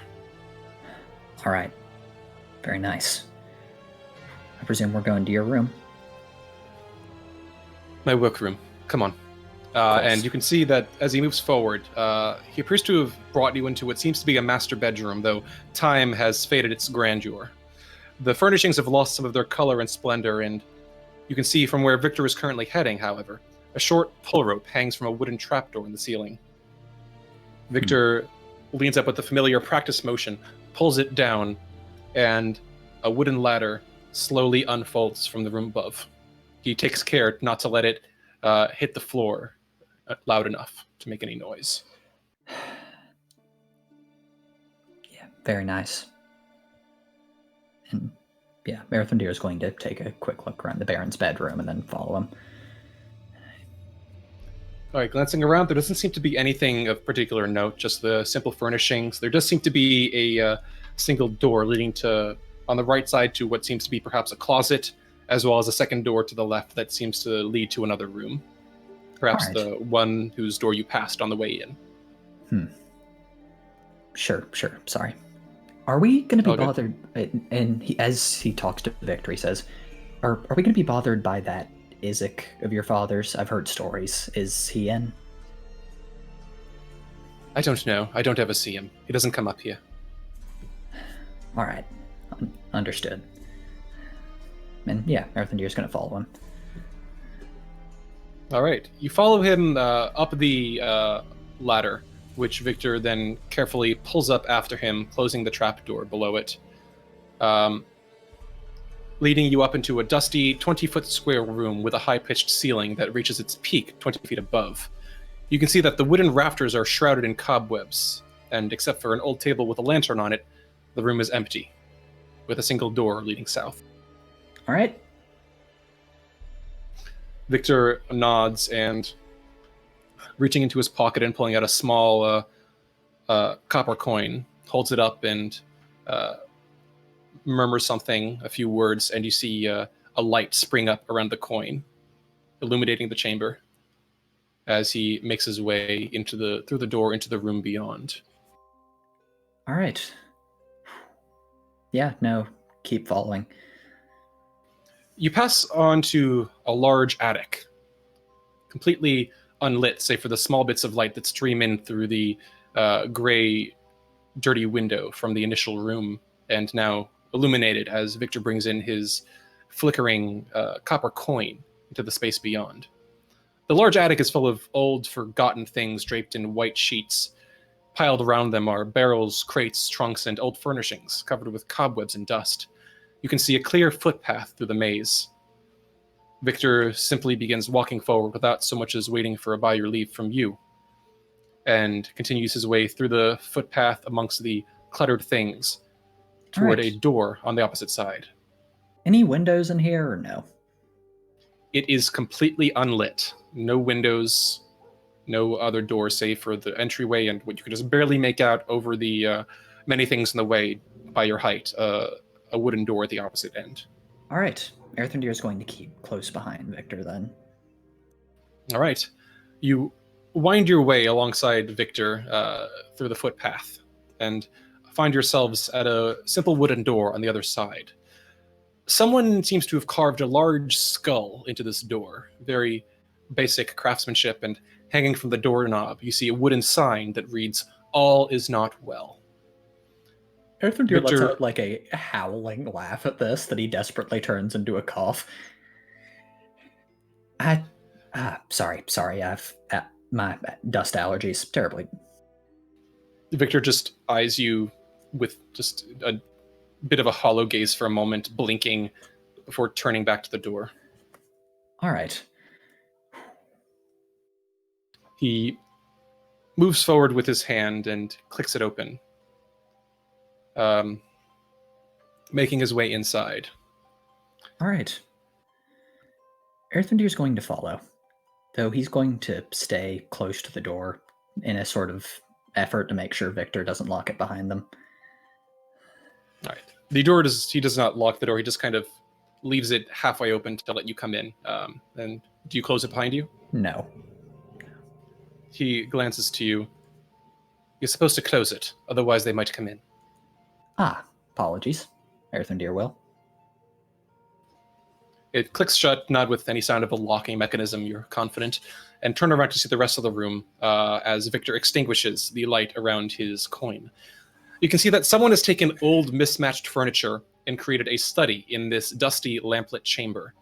Tables are strewn with pieces of parchment on which strange diagrams are drawn, and a freestanding bookshelf holds a collection of bones.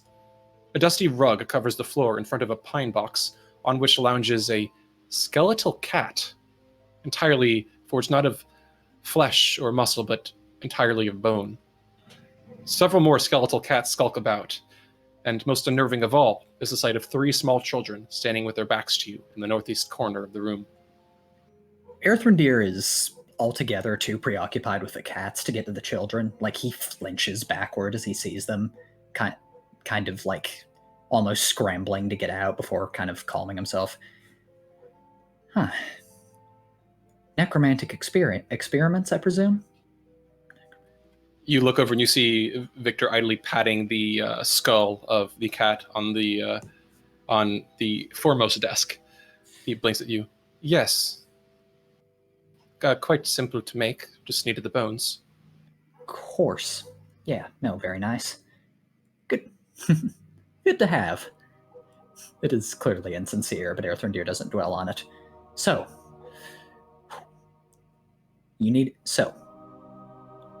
teleportation circles. What do you need to know? He immediately kind of just gives a faint nod, and instead of replying to you, makes his way down to the south side of the room, where you can see an old dusty rug, slightly shaggy, covering the corner of the room. He picks it up in one hand, begins rolling it back, and as he does, you can see beneath it a large circle, perhaps 5.5 feet to 6 feet across, that is carved of elegant, intricate interlocking runes that spiral in places with carved inscriptions that have been painted and in some places forced into the wood in largely black ink and paints. He pulls the rug back and just kind of shoves it haphazardly against the desk behind him, and then just turns and looks at you owlishly. You said you know how to make this work. Earthrendir's kind of just in shock for a moment. He blanks at it. Didn't think you had one already made. Yeah, give me a moment. I'll need some time to look it over. These are tricky things. And so Earthrendir nods. Yeah. So Earthrendir is going to start kind of idly walking around it, looking at it, and talking to Victor as he does. So, have you tried to use it yet? He blinks at you and then nods. Twice. Didn't work. What'd you use? Just a test. Insight. By all means. 10. He's like very slightly averting his gaze when you say that. If I'm gonna help you, I need to know. I don't care if you went and grabbed. Just, I got it. If I'm gonna be able to help you properly, I need to know the full extent of what you've been doing. I'm not gonna snitch on you, I promise. I've got no motive and no reason. You're fine. You're fine. Make another persuasion check for me. 21. What's your modifier? +5. Jack of all trades. Damn. All right. Love it. Okay.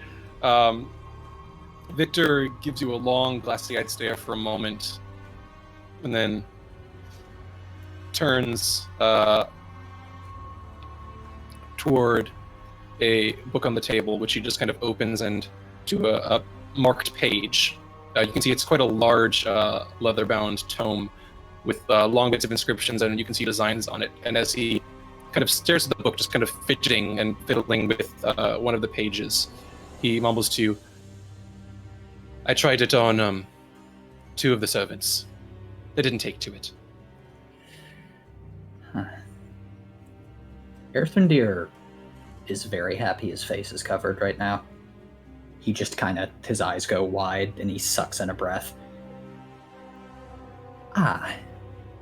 Would you mind telling the precise nature of the malfunction? Very important for troubleshooting, you understand. Know how precisely it went wrong. I don't know exactly. I've been trying to work it out. It looked...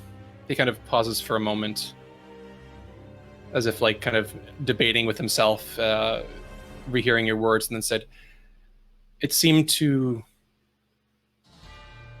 separate them quite impactfully, and then there was just light, and they were gone."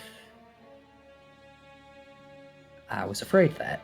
All right, yeah, no, that is not what that's supposed to do, even remotely, which of course you know, you're damn intelligent by all accounts.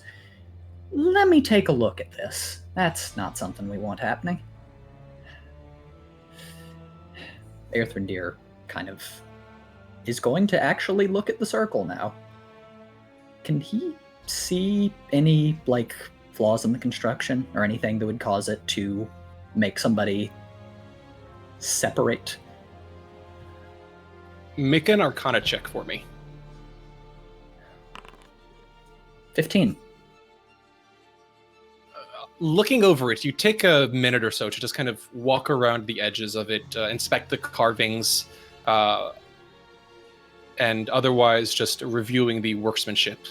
You see a few places where, at first, the equations are slightly off. Some of the variables and the inscriptions don't quite work. Some of the carvings don't entirely meet up where they're supposed to. You realize, as soon as you stand up, that this circle is horribly flawed and very potentially deadly to anyone in its vicinity when used. Does he know how to fix it? Are you saying that aloud? No. Oh, Earthendeer. Yes. You have not, given that you rolled a 15, I would say you've seen some teleportation circles, but you haven't studied them in depth. You know just enough to know that this is not how you make a teleportation circle. Okay. Earthendeer, without looking up, still miming, studying this thing, says in a very small voice, "How you? So, you downstairs, you asked me about the outside world, too. I did. What do you want to see?" You're one of those, I want to see anything that isn't here, and this is how I get there. Do you know how to fix it? I'm looking over it, but, you know, I'm curious. These things have to have a destination sigil in mind. Where are you going? I found one of them. One of the ones that I found. I'm using that one. All right, well... I know it exists. I know where I'm going. I just need to get this one right. Of course. Earthendeer stands. Well, first things first. human subjects for teleportation circle, not ideal for the first time. You need to start with lower quantities of mass and work your way upward. Very important. What works for so you'd be much better off starting with, say, a bluebird or one of the cats and sending that before you even think about human trials. Trust me, it's rule 1 in the Arcanist Guild back home. But additionally, there's some problems. I need time to know how to fix them. I'd need to probably spend a day or two cross-referencing your sigil, the sigil you base this on, with the one on the floor, but if this thing is used, it's going to kill somebody. I knew that already. I just want to know how to fix it. What do you need to fix it? Time. Good bit of time. Time to myself to figure out the necessary equations.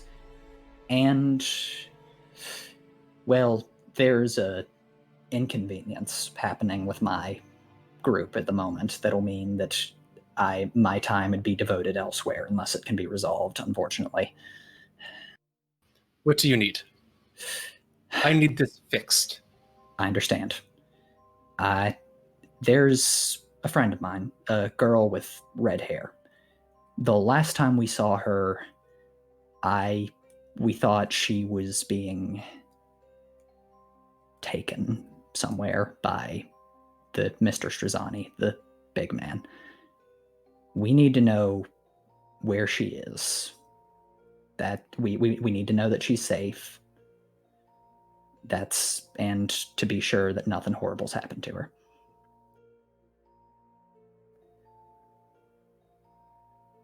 I need you. This is a bit retroactive, but regarding speaking as your DM, I don't believe that Earthendeer has the actual capability to assist Victor in facing this spell right now. I assume you would say that's fair. That's accurate. Then I need you to make a bit of a retroactive deception check for me, please. Can do. 17. All right. Fortunately, he does not have exceptional insight. Yeah, no. Victor just nods. Right. Okay. What do you need to know about him? What about it? Well, we know he lives around here, right? He lives in this house? He lives downstairs. Okay. Well, we need to figure out where he's keeping this girl. If you have any knowledge of that or any way of finding out, then I'd appreciate it. Whether that be helping me, if anything you can do to track down where she's gone, and tell me with specifics and ideally a time when he wouldn't be around so that we can visit and make sure she's all right, that would be ideal. He frowns. I know it's a lot, and I would not. This is not a requirement. Whatever, and Earthendeer kind of gives him I'm not going to ask you to do something that goes against him. I know how that can be. It's not my business, but if you can help, then I would be tremendously grateful. Make a persuasion check with advantage, because by this point you've pretty well convinced him that it seems that you convinced him pretty well that you're going to be capable of helping him out. Okay.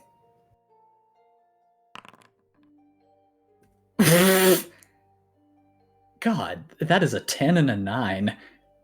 Fortunately, the DC was not very high. He grunts.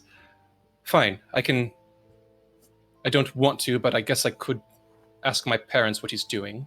No. If you think that's the way to do it and you think they won't be suspicious, sure, but I think you're smart, you're capable, and from what I've seen, you're a powerful magician. I think you have other means of finding out. But what do you need me to do? I just want to get this out of the way so you can do what you said you would.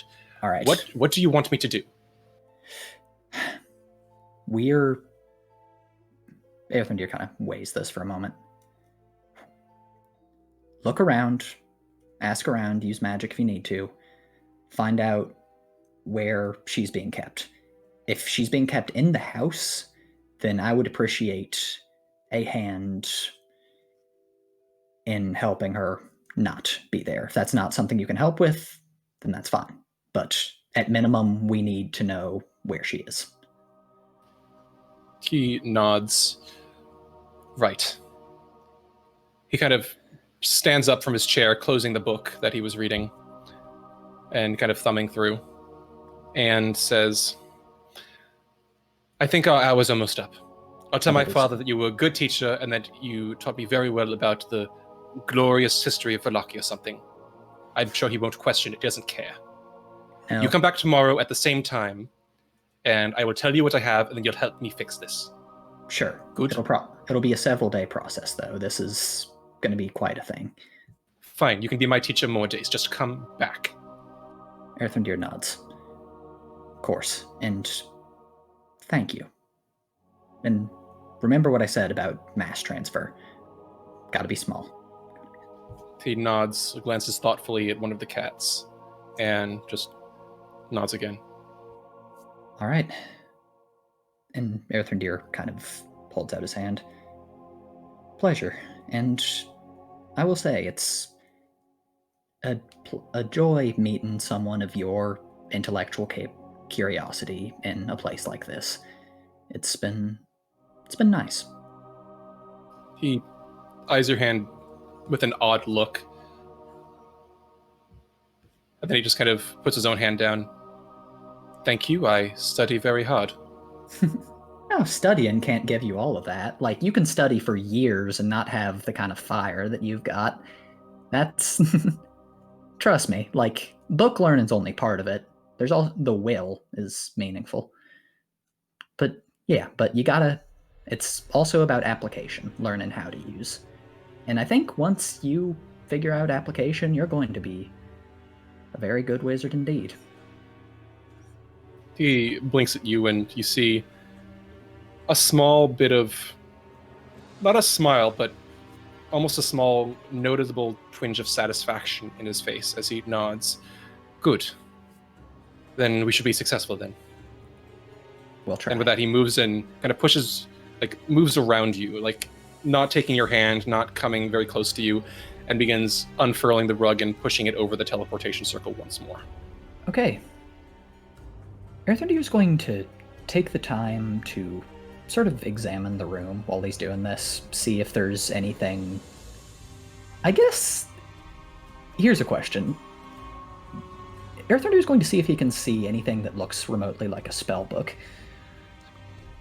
Looking around, it's pretty easy to see. You actually... The book on the table that he was looking through and kind of fidgeting with, that looks very much like a spell book. Earthendeer is going to note this. Note the location. There's a window in here, right? 2, actually. Looking out over the road outside. All right. Do they look locked? The windows? I mean, they seem to have ordinary latches on them, but not any special security. All right. Earthendeer is going to note this, and kind of, once Victor is done putting the rug back as he should be, he'll follow him down.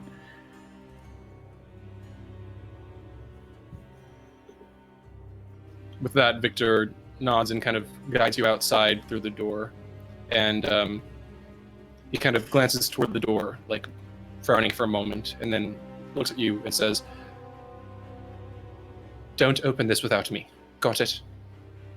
Earthendeer kind of looks uncomprehendingly for a second and then blinks. Oh. Clever. Very clever. Yeah, now I'll remember. Thank you. He nods and leads you back through the dusty, crowded attic. As Earthendeer passes the door, now knowing what to look for, can he see any sign of the booby trap? At a glance, you can make a perception check. Yep. 19. 19? Yeah. Looking over it, let me take a quick look here.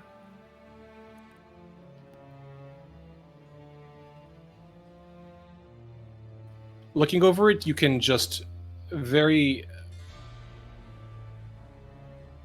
faintly see some bits of disturbed wood around the skull's forehead, but you can't quite make out more than that without further inspection. Okay. Earthrendir is going to nod and just follow him out of the house. Or follow him downstairs. All right. As you descend once more into the master bedroom, he opens the trap door very quietly before... Actually, let me double check something real quick. He's not going to do that. Instead, he motions for you to wait for a moment. Then he closes his eyes and taps his own forehead before vanishing into invisibility. As you watch, or rather listen, you then hear him murmur a few syllables before there's a rush of air in where he once stood. And you can abruptly feel that Victor is not beside you any longer. Earthrendir, There's... now with the space alone, is going to take this time to try out a few very creative sailor swears, and then waits for him to come back. All right. There's only a moment's pause before the trapdoor opens and... the trapdoor already was kind of a little bit open. You saw he was kind of peering through it below when he cast the spell the first time. Yeah. But it shuts as he vanishes and then opens again a bit as he... as you looking down, you can see him kind of holding the rope and pulling it down and allowing the ladder to slowly make its way out. And you can see him now visible once more standing at the foot of the bed in the master bedroom, pulling the trapdoor and the ladder down and glancing up at you somewhat impatiently. Yep, he'll follow. All right. And with that, he kind of glances toward you, frowns, mumbles a few syllables, and moves to tap your shoulder again. All right. Earthrendir is growing incredibly alarmed at the 5th second-level spell, but is going to not let anything on. All right, you wink out of sight, and he quickly and quietly does his best to lead you out of the bedroom, closing the door quietly behind, and descending once more to the parlor. All right. The door closes shut, leaving the two of you alone in the parlor, and he glances toward you. I don't think Dorina will come back for a while, but my father might check in on us. It's probably best if someone sees you leaving now. Yes. So, while we've got the time, once you're out in the outside world, any plans, thoughts, things you want to see first? The ocean, the mountains, libraries? Somewhere that... He frowns for a second, and then nods. Somewhere that doesn't have fog. Yeah, it is. I will say that it's a vista without it's a beautiful thing. And I hope we can get you there. He nods. Good. I'll see you tomorrow then. See you tomorrow. He kind of expectantly watches you go. If you'd like, you may make your way out of the mansion onto the street beyond. Very ostentatiously. All right. With that, you make your way out onto the streets of Vallaki, and it is there where we will take our break today. Whoo, boy. Well, that was certainly a first half of a session. Yeah. Victor's I did not expect that 25. Jesus Christ. Bards! Love it. Nice nat 20. Yeah, no, he's been rolling great. Means when we get to combat, everything's going to go to shit. Why would we go to combat? Yeah, I know. Like, we got all of the excitement out of the way in the first half, right? Right. Second Absolutely half is just nothing gonna be that's... boring shopping session, 2 hours. Let's go. Let's do it. Come on. No. Filibuster. I've got things to haggle for, so... Filibuster! Beautiful. Oh god, what have I done? All right. So we will pick this back up as always after a quick 15-minute break, which will of course include a few other messages from our D&D community. Starting off with, of course, part 2 of Our producer Japlukas' fireside chat with Justin Alexander, owner and author of the Alexandrian D&D resource website, for discussion on running effective D&D villains. We hope you enjoy, and we will see you all back here very soon.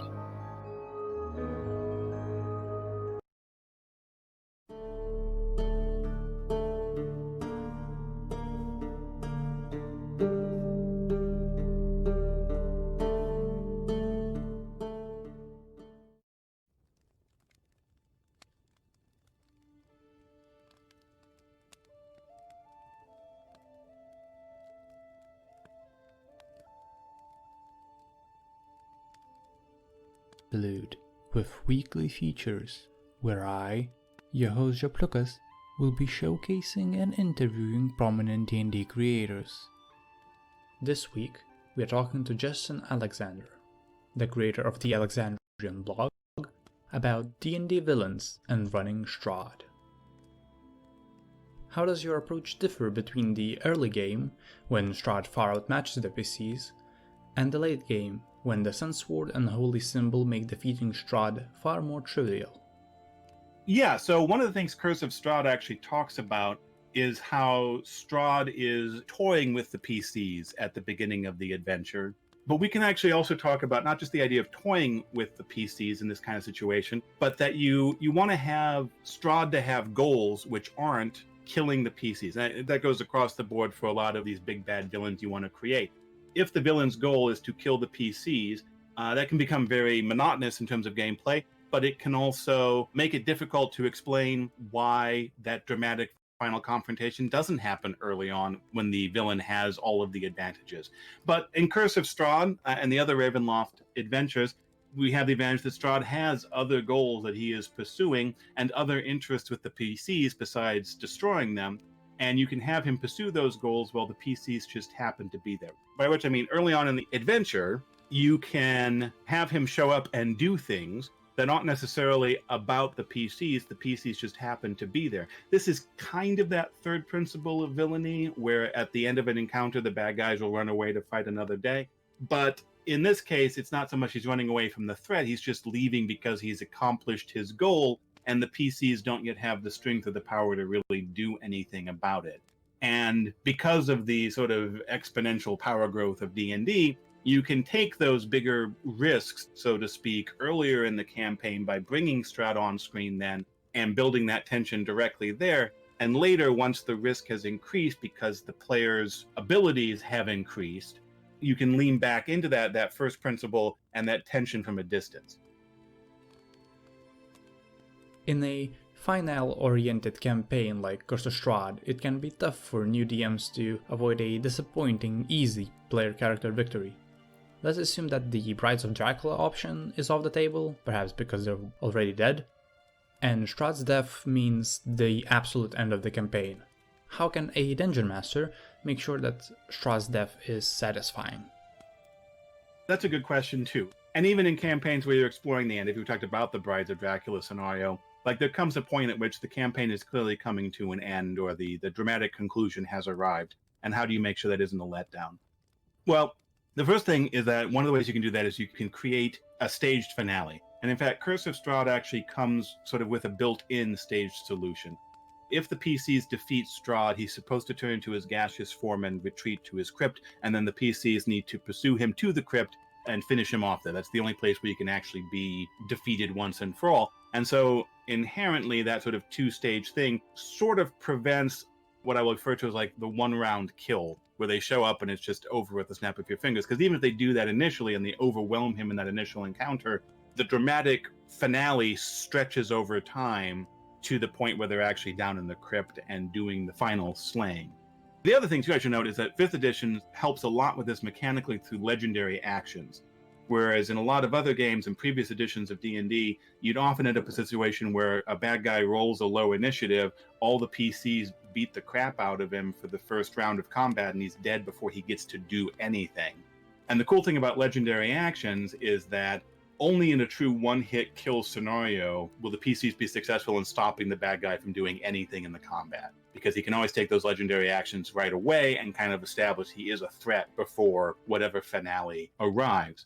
But more generally, talking about how these final moments can play large emotionally, is that if you've done your job as a game master, the way the villain dies won't necessarily be the most important thing in that encounter, because the players will be emotionally invested in destroying the villain regardless of how it happens. Let me give an example from a homebrew campaign of mine. I had a villain named Cillian, and I was setting her up as a villain. I leaned very heavily into that first principle of RPG villainy. I referenced her name in foreshadowing. There was correspondence between various bad guys suggesting that she was the big bad guy behind everything. The PCs fought with her thugs. The PCs ended up getting targeted for retaliation, so Cillian was sending people to harass and try to kill them. When a new PC joined the campaign, I actually incorporated Cillian into their background, making her responsible for having killed their family in that background. Eventually, the PCs located her hideout and snuck into it. And because they had successfully snuck into it, they came to a door and swung it open, and they saw Cillian kneeling on the floor going through some artifacts that she had recovered. And she, thinking that they were her henchmen, kind of turned around and snarled at them. "What is it? I told you I didn't want to be disturbed." And one of the PCs took a magic bow and shot an arrow, hit her in the back of the head, critical hit, and killed her, technically in the surprise round. Combat basically didn't start at all. Despite that, my players still gleefully tell this story at every opportunity. They love what happened because everything had been built up to that point, that what they cared about was stopping Cillian more than anything else. So the first thing I would recommend is that if you end up in a situation where the PCs mop the floor with the bad guy, celebrate that moment. Get excited with them about how awesome them wiping out this incredibly difficult foe was. They've accomplished a lot. So don't treat it as a disappointment yourself. That kind of becomes a self-fulfilling prophecy where the players can feed off of your energy. They see you're disappointed, so it becomes a disappointing experience. It can be awesome to kill Strahd in one hit. On the flip side, you can also make sure that when you're opening up that final encounter, that you establish the totality of the accomplishment. What I mean by that is that Strahd, for example, taking down Strahd, the showdown with Strahd, isn't epic because of how many rounds of combat it takes. It's epic because of the journey that brought the PCs here. It's epic because of the stakes that they're fighting for, the consequences of what will happen, because it's the culmination of everything you've done in the campaign up to this point. And so when the fight starts, you can make sure that lands by framing it that way. And Curse of Strahd actually gives you some great tools for this. If you're playing Curse of Strahd kind of the way it's intended, then the ideal is that the players have gone around Barovia collecting the various tools and artifacts that will help them against Strahd. The Sun Sword, the Holy Icon of Ravenkind, and so forth. And so when you're framing that scene, when you describe, like, you open the doors, Strahd is standing there, a big finale, you can make a point of saying the Sun Sword flares in your hand, whoever's holding the Holy Icon of Ravenkind stretches it out before them. And having those details, bringing those details of what brought you to this moment as part of the initial framing will help sell that this isn't just about this one moment, this one combat round, or the set of combat rounds. It is about everything you've done to get to this point. This is not the totality of the finale. It is simply the last beat of the finale. The other example I also use here as kind of a media example is actually, if you look at the end of the movie Die Hard, Hans Gruber is one of the classic villains of all time, and his death scene in Die Hard is seen as one of the most satisfying deaths of a villain of all time. But if you actually look at what happened in that scene, Bruce Willis's character pulls a gun and shoots him once and he dies. So that one shot is memorable because of everything that brought McClane, Bruce Willis's character, to that moment, and not necessarily because of how cool the pulling of the trigger was, per se. But with that being said, then Hans Gruber falls out the window, right? And he has this big dramatic fall in slow motion out of the window, the classic shot. And so the last thing you can do to help make sure that this final fight that you framed at the beginning, that you've set up as being the culmination of everything that took them to this point, the last thing you can do is that you can make sure that regardless of how the bad guy dies, that is described in an epic and satisfying way. And that'll vary depending on the exact circumstances of who the bad guy is, where the fight's taking place, and how the PCs actually end up killing them, but usually can't go too far wrong with big explosions. Evil rushing out of the destroyed body of Strahd and knocking everyone to the ground, or something like that. Like whatever feels appropriate and cool in the moment, having that final cool moment is as important or possibly more important than necessarily the number of combat rounds that took to get to there. Where can people find you? I should talk a little bit. I have a blog called The Alexandrian, located at thealexandrian.net. That's TheAlexandrian.net. That won an Emmy Award last year for Best Online Content, so that's my way of convincing myself it's worth checking out. I'm also streaming on Twitch, and I am also the RPG producer at Atlas Games, where we publish games like Feng Shui, the original Hong Kong action role-playing game, Over the Edge, Unknown Armies, Ars Magica, and coming later this year, Magical Kitty Save the Day, which is aimed at younger audiences and also first-time game masters.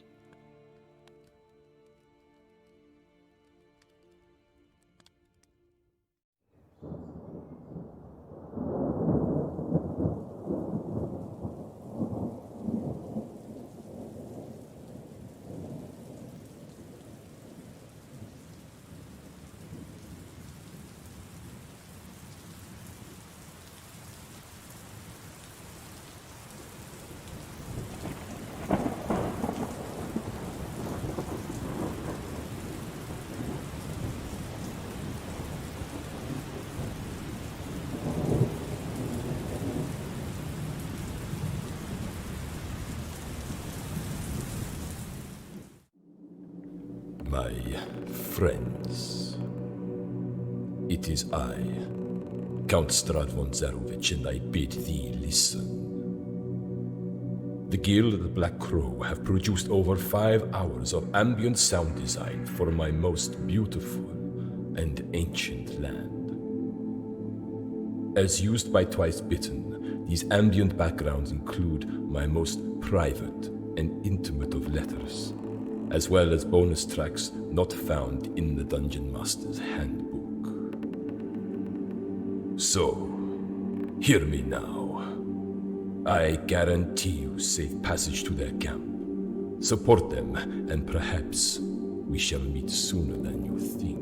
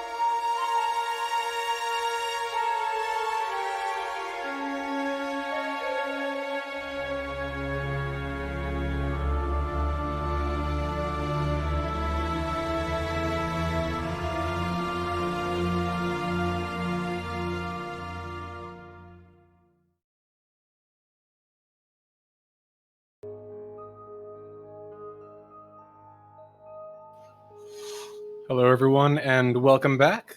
Thank you for sticking around with Curse of Strahd Twice Bitten. Before we begin, just a few quick announcements to get out of the way. As always, a quick shout out to our continuing virtual tabletop sponsor for the campaign, Foundry VTT. They have been absolutely fantastic, and we highly encourage you guys to check them out. We're actually on the subreddit right now. The r/Curse of Strahd subreddit is hosting a Strahd Must Die Tonight competition. I believe they'll be providing some servers of online use for those who might need them. Overall, it is a fun competition for any Curse of Strahd DMs who are interested in seeing how quickly they can speedrun the final and climactic encounter with Strahd von Zarevich himself. So if you're interested in checking that out, I highly suggest you head over to r/Curse of Strahd to sign up before it closes. Twy, as always, you want to? What's going on with Twitch? Well, Twitch is a lovely thing, which you can subscribe to if you want to get lovely emotes, such as our very own custom Nat 20 and Nat 1s by Jack, as well as many other lovely ones. You can either grab that with Amazon Prime or chip in, and we really do appreciate everyone who has. Every bit of money goes towards making the stream the best thing it can be and making resources that both us and the community can make use of. And before I go, I also want to give a shout out to everyone who's listening to this as a podcast. We don't talk about y'all much because you are slightly more removed from the process, but y'all kick all kinds of ass, and thanks for sticking with us. And with that, Serena. You can join the discussion on our very own subreddit, r/TwiceBittenD&D, for past sessions, fireside chats, all sorts of highlights from the stream that are posted on YouTube and on the subreddit. We also have episode discussion threads and full asset libraries, as well as art galleries. So you can hang out with us on, again, Reddit/TwiceBittenD&D, or on our YouTube channel, youtube.com/c/rCurseofStrahd. All right, thank you very much, Serena. And Linus, could you just, what's going on for our holiday break? So, as we mentioned at the start of the episode, we are taking the next 3 weeks off due to some IRL scheduling. And Dragna, do we have bonus content planned for those weeks? Potentially. I think we've heard some gossip and unsubstantiated rumors from the cast. We might have an After Dark stream coming up. We might have a little something planned. It's in the works. We're still working out any details that might occur. If they were to happen, it would probably be after Christmas. But we'll see what comes up, and if we do have anything bonus coming up, we will be sure to let you all know. Excellent. All right. Thank you all for sticking around, and to everyone for going through everything. I think that's all we have for right now. So, without any further delay, let's dive right back into Curse of Strahd Twice Bitten.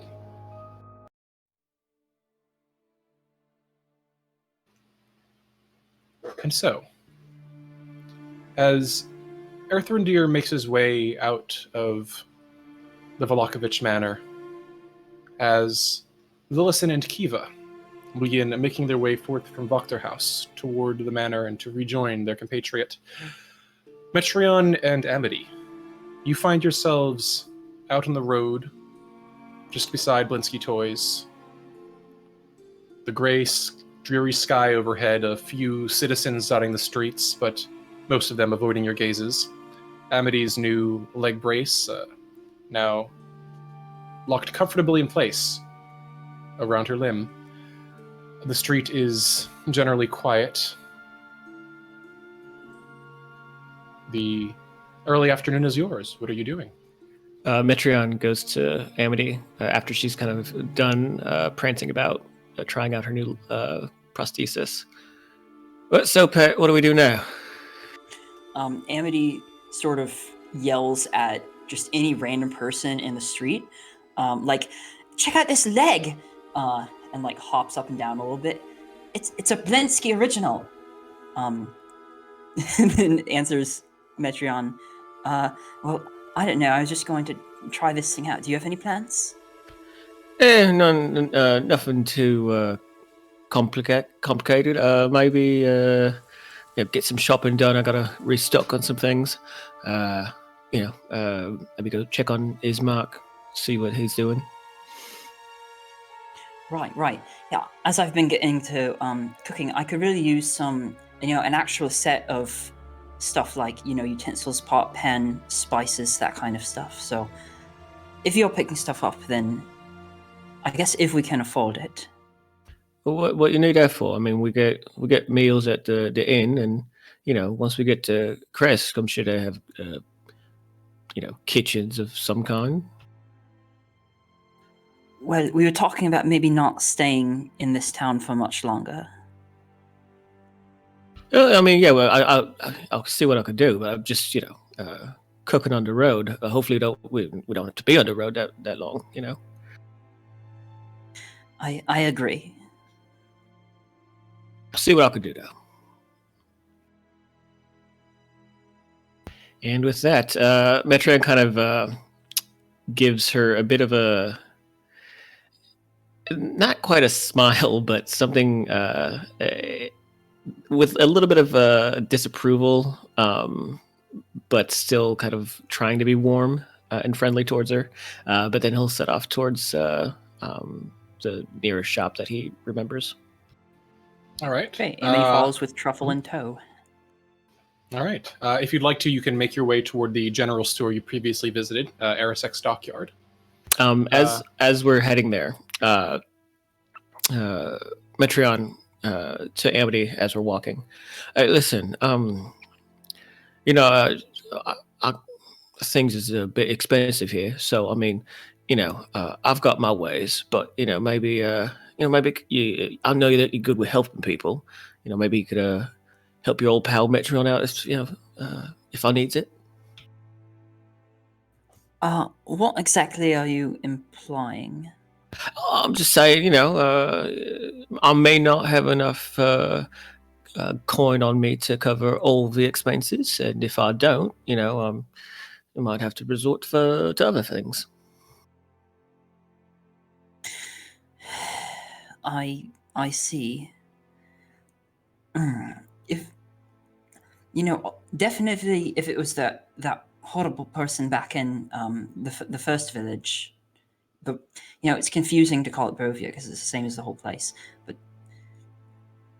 these new people, I don't know if they're good people, right? So I it's hard. You know what? I'll think about it. Oh, I'm just saying, they seem like fair people, but fair doesn't always get us what we need. So if we do need things, just consider it, yeah. I'll think about it. Right. On we plow. All right. Amity's interested, if they get there without incident, to see if that wagon still contains un lion. All right. You make your way back to Arisek Stockyard, entering in through the front gate, passing by the locked sheds, and heading toward the warehouse at one end. You can see in the place at the center of it, amidst a few pools of muddy water, there does appear to be deep gouges in the earth where wagon wheels once rested. But looking over it, there's no sign of Octavio's Carnival of Wonders anywhere. I suppose that clears with him taking his cart to Kresk.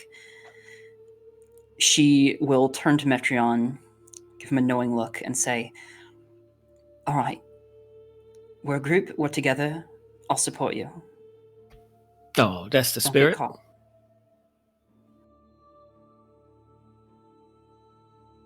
And yeah, I guess we just keep going.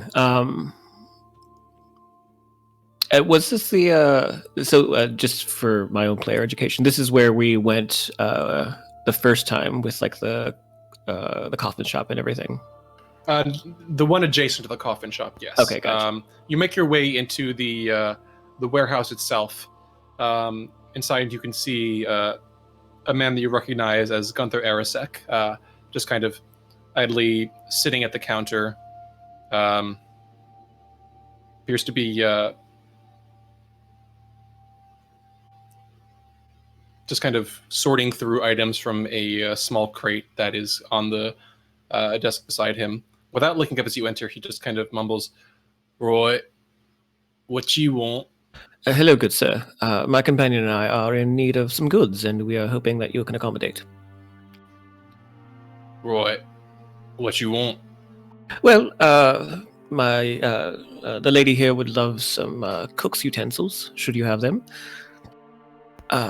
Perhaps a bit of a healer kit and crossbow bolts for myself, and perhaps a new water skin and a disguise cook might have. He glances up at you, and you notice he's wearing very dirty, kind of old, slightly chipped eyeglasses that make his eyes look a little bit owlish. He blinks twice before removing them and setting them aside and pushing the balding stripe of gray hair out of his eyes. Right. If you're looking for a set of cooking supplies, we should have that. That'll be 5 gold. If you're looking for some bolts for a crossbow, 20 bolts will be 5 gold. If you're looking for packages, say bandages and salves and things, that'll run you 25 gold. He frowns. Are you looking for disguise setup? Just some light makeup, maybe some hair polish, dyes and things of that nature, powders. Right. We don't get a lot of those. That'll be 125 gold. Oh, yes. And the water skin? Water skin, 1 gold. Now, what can we do for that collectively? I mean, that is a rather sizable order, is it not? I mean, surely you can perhaps give us a bit of a bulk discount. Make a persuasion check. Okay.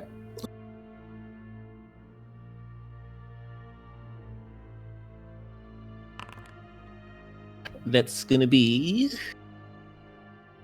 a natural 20, 27. He frowns toward you and nods. Right. If you got the gold, I'll knock your makeups kit down to 100. I really think that we can do better than that. Perhaps, and Metreon leans down on the I assume there's like a countertop. Yes. So he leans into the countertop and looking at Ersarak in the eyes. Perhaps, we are mere travelers here, so anything that you could do to assist us in traveling safely, like perhaps giving us those items, and we would not want you to be in any kind of debt. So anyone who is here to shop throughout the day, you just offset the cost, maybe charge them a little bit more. And I'm going to go ahead and cast suggestion. Okay. That'll be a wisdom saving throw? Yes. All right. That will be a 9. Yeah, my DC is higher. He frowns, nodding. Right, that seems to make sense. How much you looking to pay for the lot then? None. Oi. But again, you're going to charge the other customers a lot more so that they can help offset our costs. It's really a charity that you're doing for us. All right, let me take a quick look at this spell. Does Amity detect that you're casting this, by the way? It has verbal and material components, so you would. No, I'm actually not casting it as a spell. Oh. Well, I'm casting it as a spell, but it's a feature. Oh, interesting. Then I suppose no, you would not. Actually, Amity, what's your passive perception? Probably like 0. Let me check. Okay. Yes, 10. Gotcha. Then no, you do not notice anything out of the ordinary. However, Gunther Arasek does not. Right, I think that makes sense. Give me a mo. And he kind of ducks into the back room of the warehouse, vanishing from sight. Well, that worked out nicely, didn't it? That was surprisingly nicely. I told you I got away with words, How did you do that? I mean, I just asked.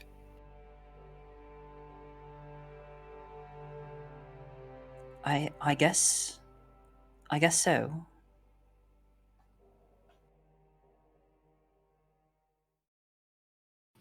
There's. Go on. Oh no, just I was going to skip ahead unless there's anything more you wish to do while waiting. Well, no. I was going to ask out of character. Do we need any kind of rations or anything like that? Does Truffle need anything to eat? Like maybe any collar? I would say you can secure those easily enough at the inn or here. Okay. We're not going to spend too much time on bureaucracy. Really? Because I mean, you know, I would love to maybe go through the rations individually. And oh no, you're pick out you're flavors. Quite fine. You're absolutely fine. I assure. All right. So on that note, after a few minutes of waiting, Gunther does return with a burlap sack of a few items kind of jostling within it. He sets it down and unfurls it, revealing the full assortment of goods that you have requested. The water skin, the disguise kit. You can see it has kind of a wooden cover over it, but as you pick it up and look inside, you can see a few inks and dyes and brushes and things like that. There is a parcel that you can hear like kind of wood and metal jangling inside, as well as a small box with a simple cross symbol carved into the front. Oh, bless you. You have done a great service to not only us, but the entire city with this. Here, and he'll take out 1 gold and give it to him. For your Gunther trouble. just accepts it with a glassy-eyed nod and tucks it away before just standing and staring straight ahead. You're a brilliant man, Gunther. And we will be back to darken your doorstep as soon as we need anything else. Amity, shall we? Yes, and thank you so much. Emily clasps her hands together and bows to the shopkeeper before leaving with Metreon.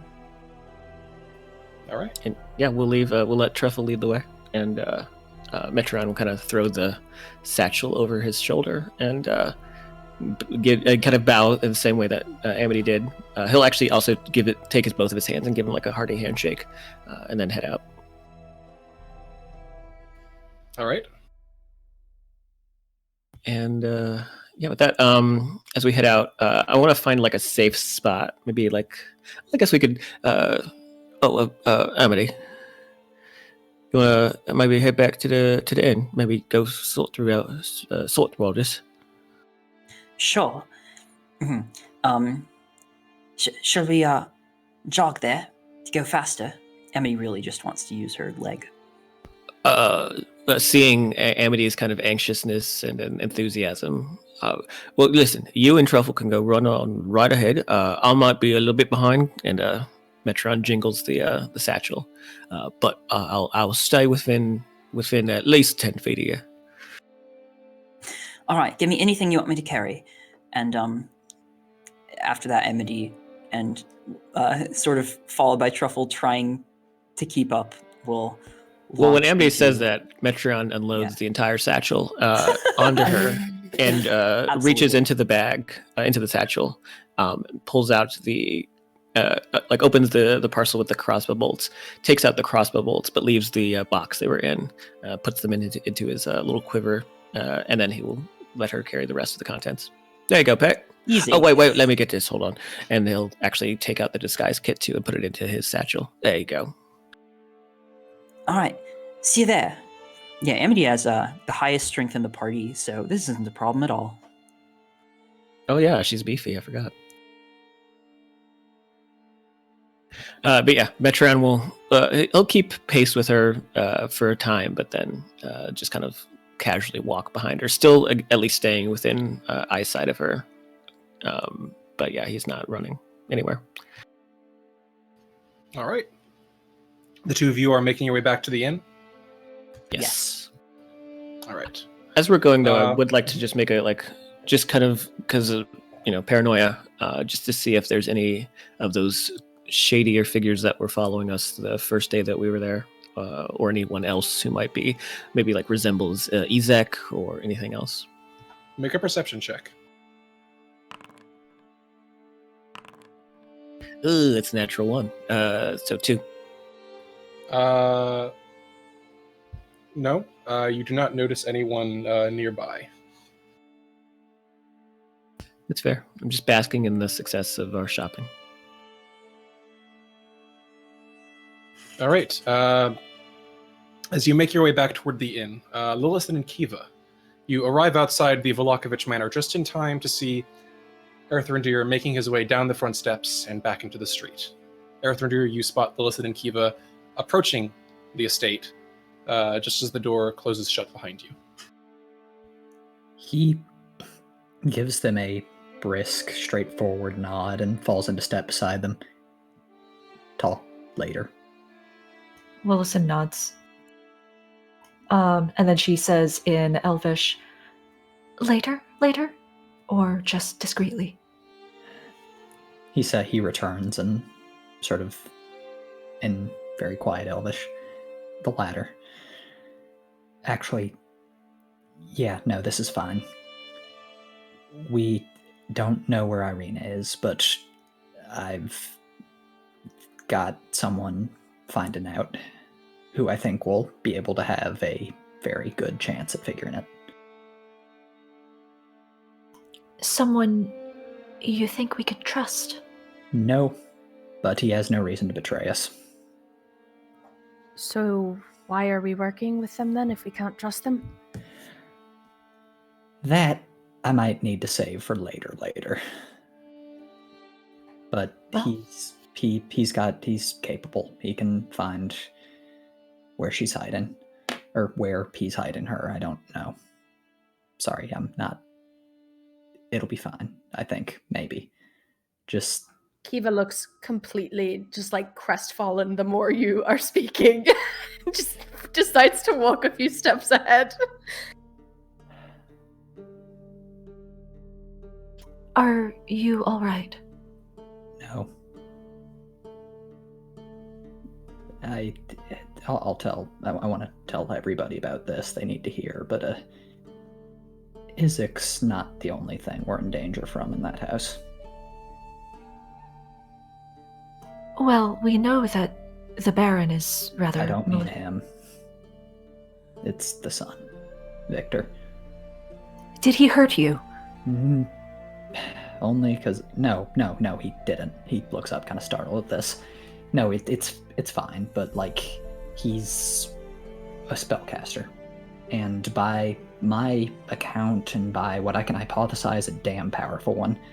I think at least capable of the sort of person who could theoretically scribe, say, a teleportation circle if they had the right coordinates. You know, that level of power. Wilson stops walking. Yep. We're talking fireballs and cones of cold.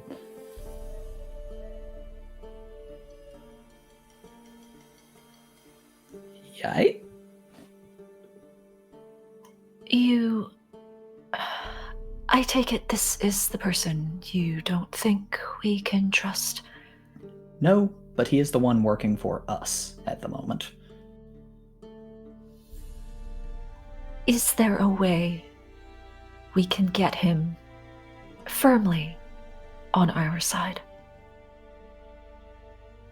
Possibly, but where I left things, I think asking for more than guidance and maybe an unlocked window or back door would be dangerous. Well, what we found out was that Isaac has apparently not been seen in town since the festival yesterday, and that since he lives in the Baron's house, well...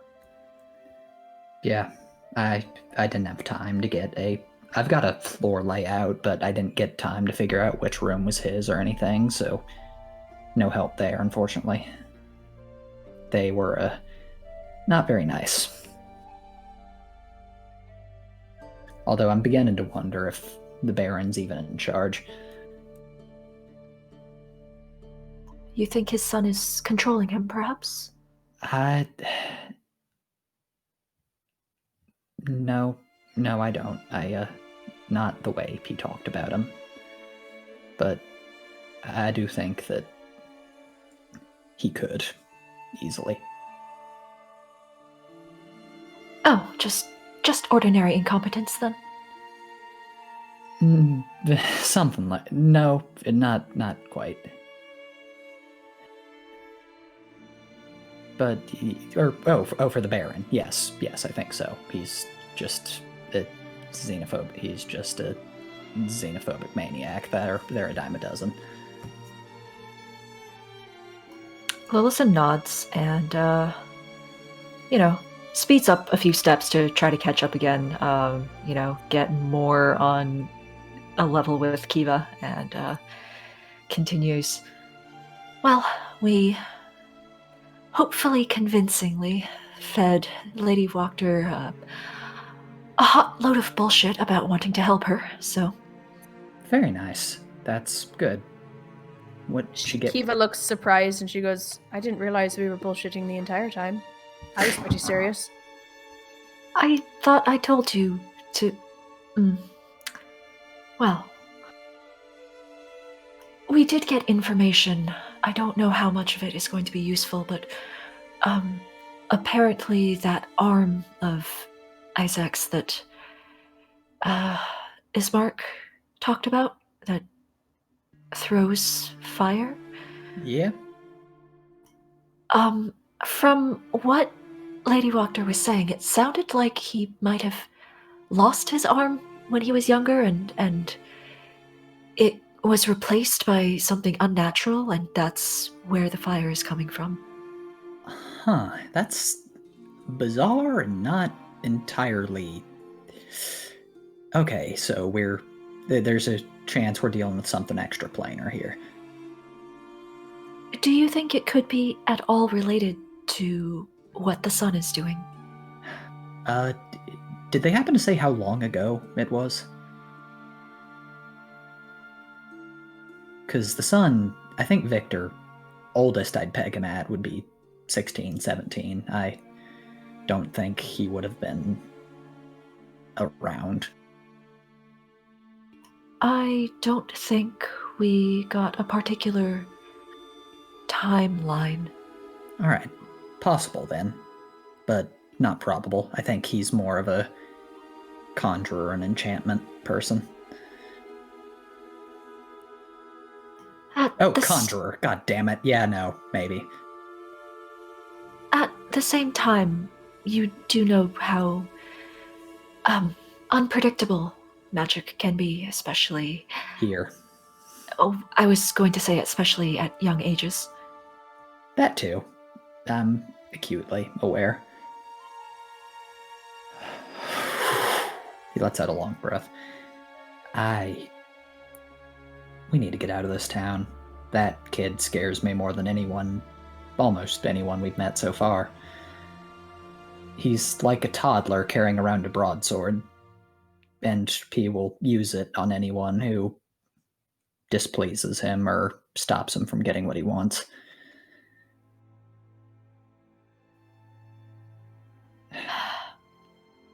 So, most wizards, but, you know. It's not ideal. I thought that was why all the wizards are required to sit in classrooms and be bored out of their skulls for 2 years before they're allowed to learn anything useful. Earthendeer cracks up at this. I mean, yeah, but it doesn't take for a lot of them, it's the thing. You think all those are ethics classes? Oh, here's how to use your power to manipulate the weave responsibly. No, they're learning to blow shit up. Well, I thought that perhaps they did some sort of job of weeding out those who get bored easily. Huh. You been in any yourself? No. Right, yeah, of course. Not your type of magic. But, yeah, I sat in a few of those with folks, not myself, but my teacher said it was good to learn about Arcanists because they were a lot of the folks you were going to be running into causing problems. And so I think maybe a good round of classes would have done him good, but I think he needs a different family. Well, don't we all? No, like he really needs a different family. He's killed 2 people. Oh, Kiva what? snorts. What? Kiva, what is it? It's close to my numbers, at least. Kiva, he killed folks he enchanted, brought up to his bedroom, and used to test his magical device. You killed for considerably better reasons. There's not a comparison. And knowing this, we're still going to entrust Ireena's safety to this person. Who's to say he won't charm her and throw her in the circle next? I told him that he needed to start with smaller payloads for teleportation testing for the time being to make sure he doesn't murder anybody else. And more to the point, I don't know. I'm sorry, it's not ideal. Nothing about this is ideal, but I'm trying to do the best I can when presented with people vastly more powerful. You don't have a lot of options. I'm not blaming you, I want to be clear. I'm just saying. Well, you're pretty poor at showing it. Look, it sounds like on both sides here we are taking risks with people we can't entirely trust and people who are more powerful than us, and we just have to try to get the minimum amount of help we need from them and then leave. Yeah. Very quickly, very quietly. Yep. Pretty much.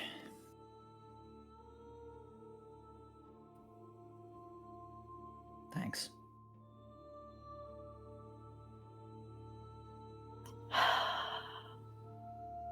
That's all Earthendeer wants to say. All right. In that case, the 3 of you are heading toward the inn, correct? Yeah. Yep. Same for Amity and Metreon? Yes. Metreon actually, at some point as he's walking away, kind of hearing all the items that he purchased, well, not all of them, but kind of jingling in his satchel, he'll stop, call out to He'll call out to Amity. I'll meet you back at the inn, right? Right. Amity calls like 100 feet behind her. God damn it. Now's the time to grow a fucking conscience. And Metron very reluctantly turns around, and he's going to go back to the shop. And All right. as he does, he'll kind of knock on the entryway. Hello. You see a face peering through the back warehouse door. You recognize Gunther Arasek. Oh, it's you again. Yes, of course, it is me again. Listen, you did us a real solid today. Quite charitable, really. And Metreon, again, with all the reluctance he can muster, reaches into his satchel and pulls out the gems that he got from the winery. You should take these. They're quite valuable, really. And he puts them on the desk or on the countertop. He stares at them for a moment. This is 2 of the 50 gold worth gemstones? Yes. All right. Gunther stares at them for a second, his mouth moving silently, and then he murmurs to himself, "You're not buying anything, but I was supposed to charge the next person more." He nods to himself. "Yeah, right." And he kind of like almost lazily moves forward and picks up the gemstones. "Right, very good." Still a bit of a glassy look to his eyes, but nodding in evident satisfaction. Take care then, and do maintain that generous spirit. He just nods again and turns back to inspecting the gemstones. Metron awkwardly gives him a bit of a smile, flashing the fangs, and immediately turns heel and bursts out of the shop. He feels dirty. And he will start walking double time towards the inn.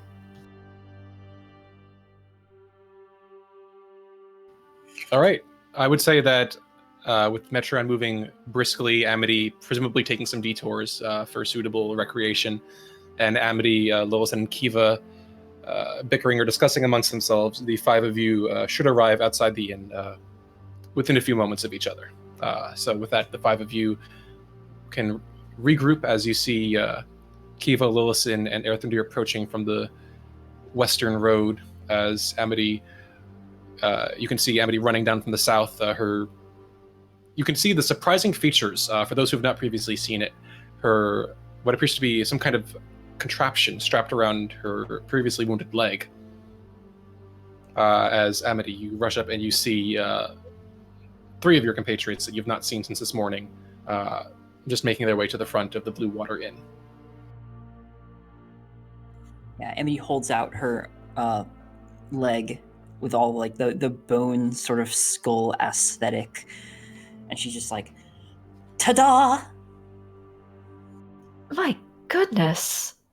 Are you Very wearing impressive. a rib cage on your leg? Did he? I think it's something's rib cage. I'm not exactly sure what. This is the toy maker, right? Like the same guy we met? The one who makes things for children? Well, yeah, I mean, you did see his other toys, right? I mean, yes, but... Okay, I don't have a way to conclude that. That's... I mean, it's sort of macabre, but it's beautiful. And does it work? Yes! Can you show me? Amity hops up and down a bunch and, like, jogs in a circle. And, like, what else? He said it's waterproof. We could try going swimming. Ooh, I'd love that. After Maybe not. And at this point, Metron's starting to walk up. Maybe not with my face on. Another day, maybe. Yeah, I think we've got things to attend to, but that's amazing. On slightly more somber grounds, did you make any headway? Inside. When it's not outside conversation. Well then, shall we then? Yeah. Earthendeer takes a nervous look behind him and then heads into the inn, heading towards one of the bedrooms. All right, you're heading upstairs to your rooms. Earthendeer doesn't want to have this conversation in public, but if folks are heading downstairs, then he will join them. No, well, Metron at least was going to go and check on Ismark. So I figured, we could have the meeting. Kiva would probably go do that as well. Yeah, upstairs. That works. All right. The group of you make your way upstairs. Those who are in the larger suite can make their way there. Metron, you make your way to Ismark's door? Yes. All right. You knock on it twice. No response. Oi, Izzy. And I'll knock again. Still, again, silence. I open the door, if I can. The door is locked. I'll look back at Kiva in a little bit of disbelief. Kind of like mouth to her. Do you think... And then, as I turn away from Kiva, I'll rifle through my things and pull out my thieves' tools. I was going to say, Kiva would, if you're looking at her, would make a hand gesture that implies use of thieves' tools. Yeah.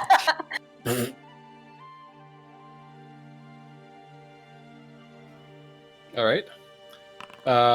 Make a check for me. It's going to be 20. Nice. 20. It takes you around 3 seconds to jostle the thieves' tools in and move the lock about until you hear a very satisfying click, and you may open the door if you please. I do please. All right, you glance inside, and it's empty. The beds are reasonably enough made, just kind of, not made elegantly or neatly, but reasonably enough to seem proper. The footlocker is closed. The window is closed. There's no sign of Ismark. Oh, bloody hell. Why, Let's go. why would he have locked the door from the inside? I don't know. Let's maybe go ask the Mardikovs, see if they saw him. Fuck, I hope he didn't do what Anything I hope he didn't stupid. do. Yeah. Wait. I mean, wouldn't you always lock your door when you're out? Maybe he's just getting lunch. Emily's gonna look around the room. Is his stuff here? Is there like signs of a struggle or something? Make an investigation check. Sure. Believe in you. Yeah, Kiva's not sticking around for this. She's like in panic mode. 21. Ooh, Blackjack. 21. You make a quick scan around the room, rummaging and checking under beds, inspecting the window and the door itself. There's no sign of a struggle. Ismark's ordinary clothes are not here. His satchel appears to have been taken with him. His crossbow is here, as is his armor, though his longsword is not. So there are things of Pretty his good still in the stuff. room. Yes, a few personal items, but it does seem he's taken one or two of his weapons with him. I don't think he'd be going to hunt that big Ezek fella if he didn't take his armor with him. But he's gone Or he's somewhere just that he's that brought his reckless. sword. He could just be Uh, downstairs. Yeah, let's maybe let's go check in with the Mardikovs, see if they saw him, see if he said anything to him, and we'll take it from there. All right? Yeah. Okay, great. All right. And real quick, as everyone's kind of filing down the stairs, Metron does want to kind of like he reaches out and kind of gently taps Kiva on the arm. What's up? I found something at that Blinsky stop. There were some dolls. The Ireena ones. Oh, you knew about them? Yeah, I just thought he was a fucking creep. No. It turns out that big swole arm motherfucker. He's the one who's been commissioned up, and he's something. I don't know. He does it every month, but for this month, he hasn't picked it up yet. But it looked like what we did to Ireena. You know, the hair and all that. How? She's never been here before. How I don't know. I thought it was something that he was doing for. She makes like crude vampire fangs with her fingertips. I didn't think it was for him, but now we know why he might have taken her then. Yeah, I couldn't get much else out of him, but you know, it's something, right? Did he plan on coming back soon, or did you find that out?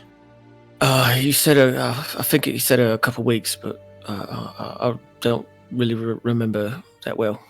No, it's fine. The Lady Wachter told us that he fancies himself a drink, and since we brought all this wine back, I figured I might make his drink a little extra special if I get the chance.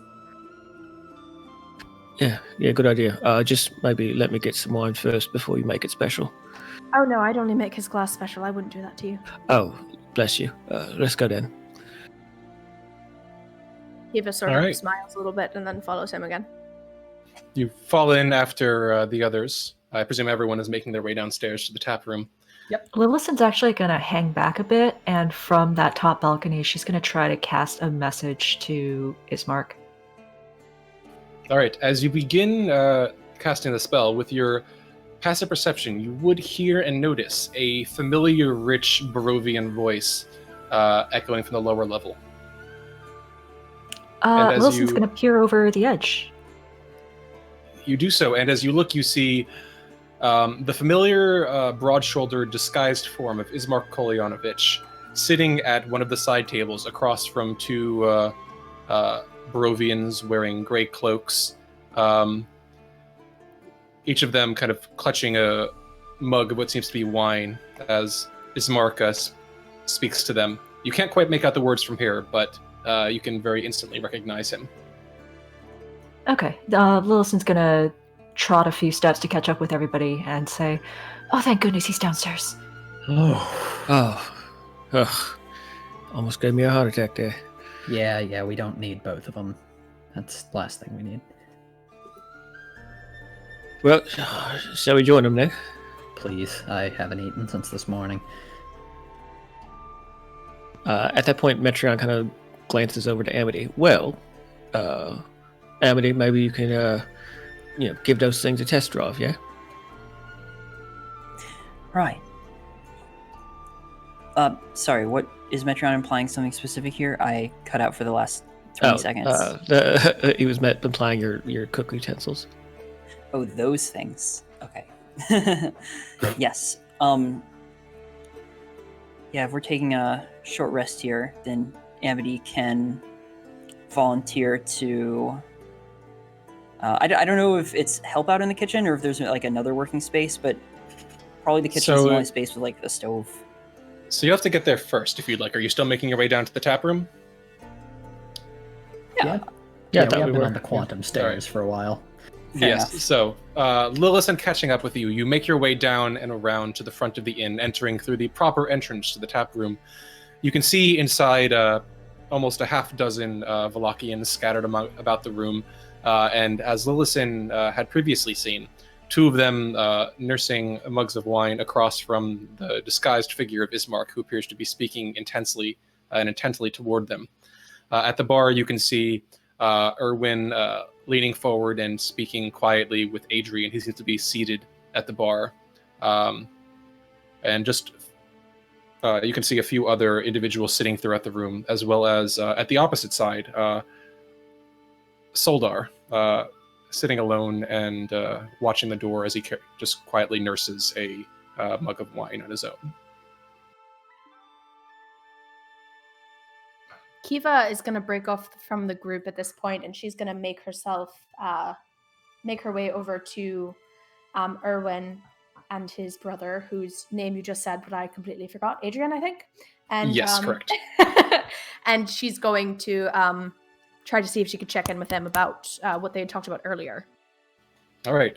So what's everyone else doing? Is anyone else going with her? Is anyone going anywhere else? Metreon, noticing that Ismark is down there, he'll go ahead and saddle up beside him. And kind of pat him on the back, and not trying to interrupt his conversation, but just take a seat beside him. All right. What about the others? Wilson will sort of stop close to the table where Ismark is to make sure that, like, he doesn't seem to be either getting threatened or about to do reckless things. But if she is satisfied about that, she'll probably find a table by herself. Yeah. I think Earthrendir will join her if she doesn't look like she minds, and probably once his butt's in the seat, he's going to pull out a piece of parchment and his pen and start scribbling. Yeah, she doesn't mind. Amity will ask the elves, is it worth it having a private chat about your adventures today?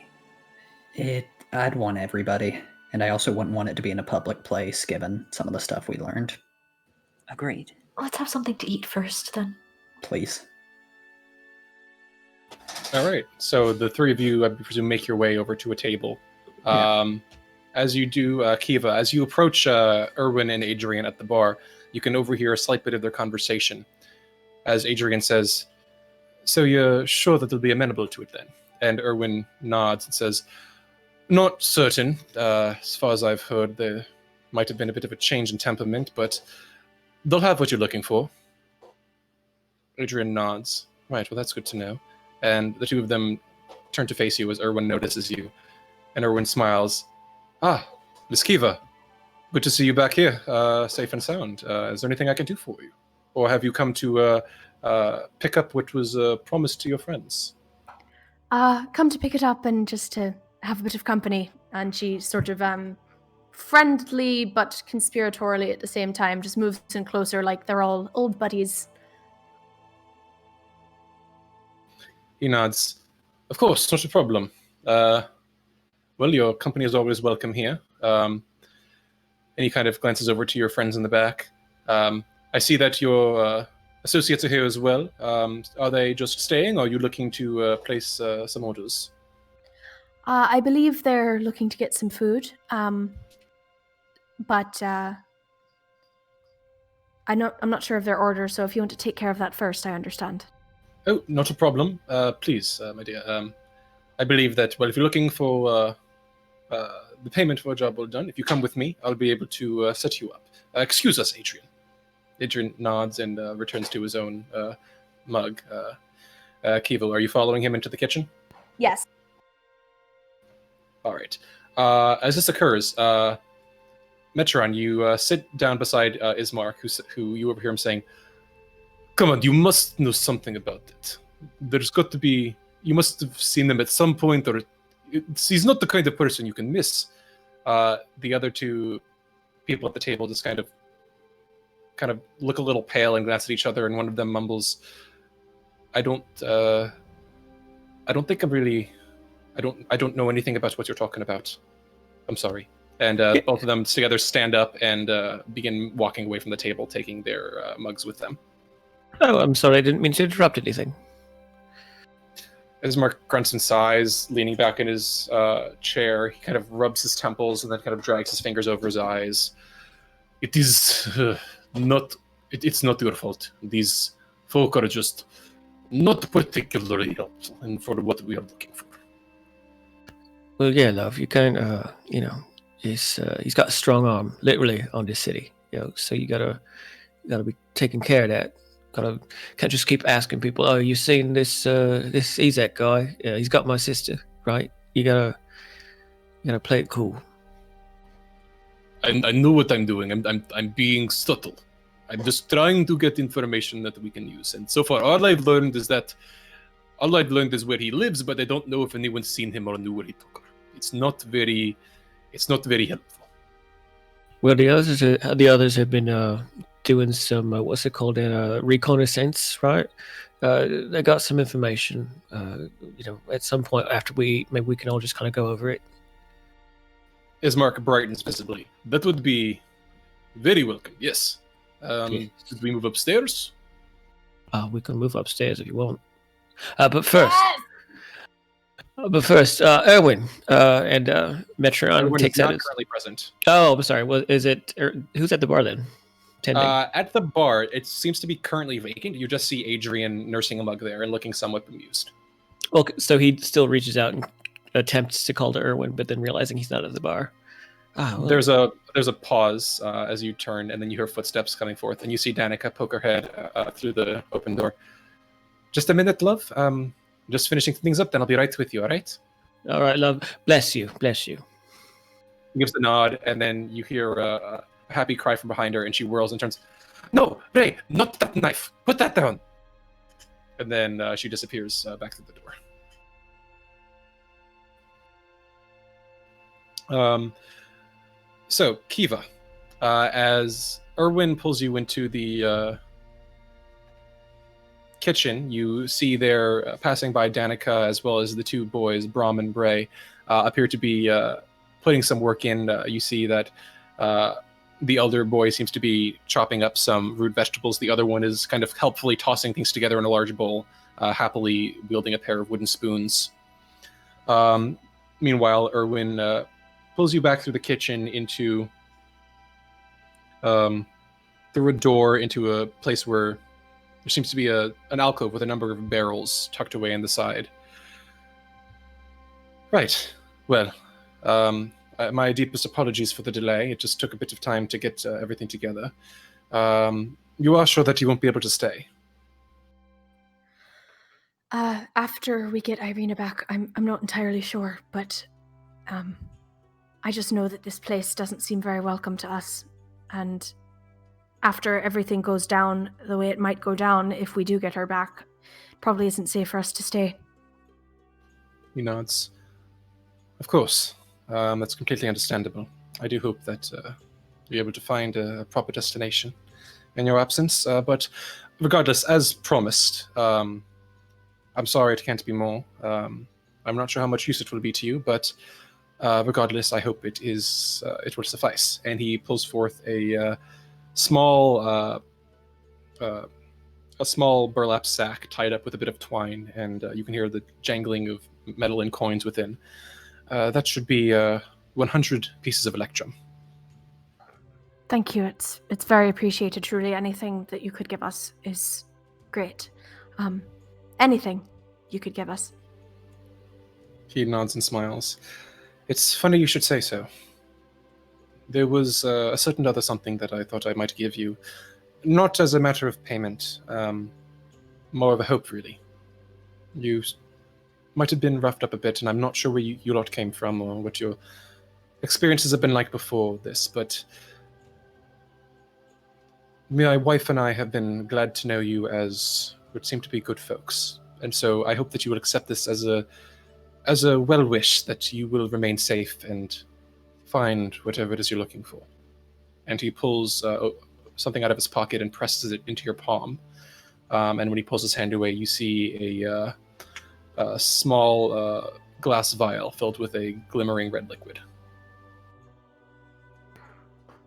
Does she recognize what it is? You recognize it as some sort of potion, and as you do, he says, "That's a potion with healing properties. Use it wisely. I'm not sure how much good it'll be to you, but it's, if nothing else, if you get into a dark spot, it might prove suitable assistance." Thank you. Really, this she grips a little tighter. This is very helpful. Really. Of course, just don't tell my wife I gave it to you. She's already after me for being a bit too into the giving spirit, I suppose. And he kind of gives you a little conspiratorial wink. It'll be our secret. Have you given any more thought about our conversation about Ezek? Regarding him, I have been able to speak with some friends of mine. They won't have over much information until later tonight, I'm afraid. If you give me a few hours more, I should have news for you after nightfall. Okay. We'll be here obviously for the night at least. I don't think we're going to find her without any concrete plan. But yeah, this is it's really helpful, and I know she'll appreciate it too. It's of course. If I might ask, the situation with the girl, Miss Coliana, I believe. Do you mind if I inquire after what you plan to do? I just want to get her back, and anything that stands in my way of that won't be appreciative of what lengths I'm willing to go to, I think. He nods, looking thoughtful. Well, I can certainly admire your tenacity, and I certainly hope that, well, he smiles and just gives you a nod and a small pat on the shoulder. The lot of you seem quite able, and I know you'll be able to get her back. I certainly hope so. And if that's all, Kiva will allow him to get back to his duties at the bar. As you move away, he pauses and says, "Just one more thing, if you don't mind." Of course. Your friend, Amity. Very kind young woman, quite prescient for her age, if I'm not mistaken. In more ways than one. Please, I've heard some troubling things. Do you happen to know how confident she tends to be in the things that she sees? So far, at least what she's told me, most everything has come to pass in one way or another. Usually for the worse. He grimaces. Right, I had hoped against it, but... Well, regardless of what may happen, thank you for what you've done thus far to help my family. It's... more than many might. Look, we're just trying to get out of here and help the people we can along the way.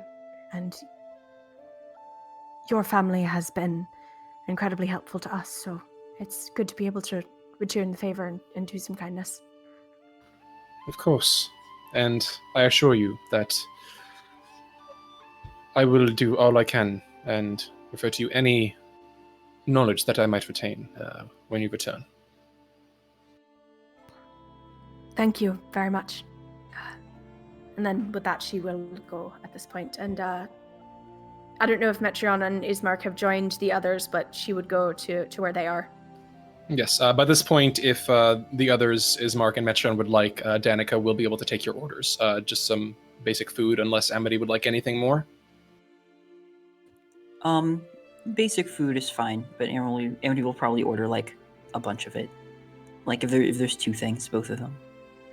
Very fair. Danica nods. I was just going to say Metron right. wants wine. Not a problem. And of course, I should be able to put that together for you. Just give me a moment.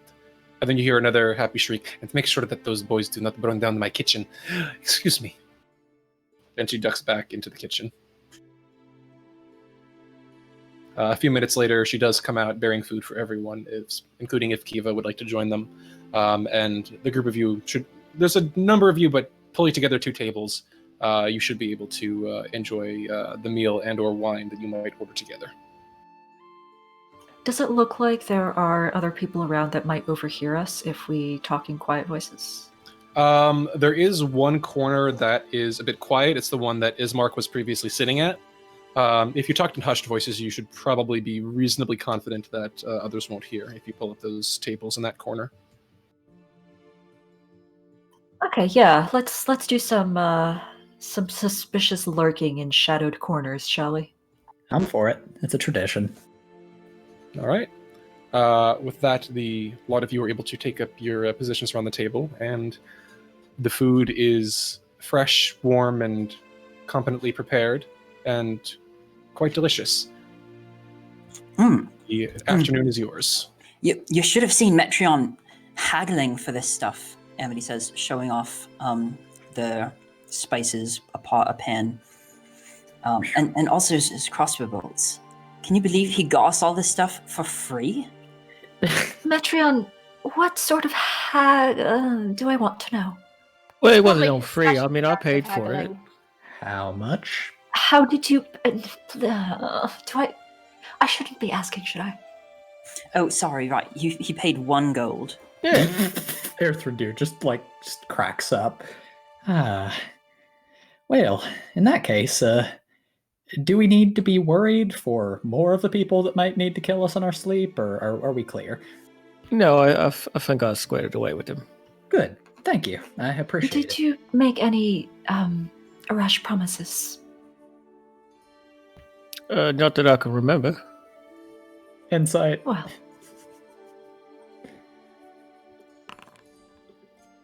2. By all means. That's a 2. Well,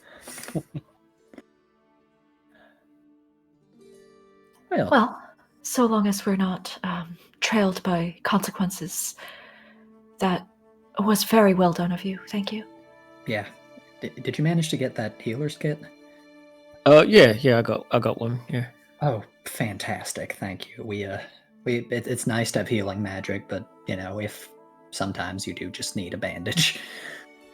Hopefully, we won't need to rely on it or healing magic. As much as we maybe have needed to in the past. I doubt it, but here's hoping. And he raises a glass. To survival. To optimism, yeah. Yeah, and for friends return to us. Cheers. And Metron will clink the glass, but then we'll take a sip and then take the pitcher and start to fill up his wineskin. Oh, you got a new one? Oh yeah. Just gotta have it. Can't leave home without him. Yeah, of course. So, Kiva, Kiva Lillison, Anything else of note come from meeting with the lady, or was it pretty much a in and out? We'll give you a bit if you give us a bit. Yeah, how was your lady's lunch? Did she ask about me? No, darling, she didn't. But next time, I'll make sure to drop your name. Bless you. Thank you. I mentioned you. Oh, I hope only praise. She's lying about that too, Kiva smirks. No, I did mention him. I mentioned how uncouth you were in asking for payment last time. Uncouth? Oh, that's right. That's right. You did mention him. I forgot. How is a business relationship like that uncouth? You know, you get the contract, you get paid, and you don't agree to the contract unless you know how much you're getting paid. Well, business transactions, and she'll put the sack of 100 electrum, but she's going to keep that vial to herself for now. Well, you see, it would have been even more uncouth if I had mentioned how you stole that piece of silverware, but I did not.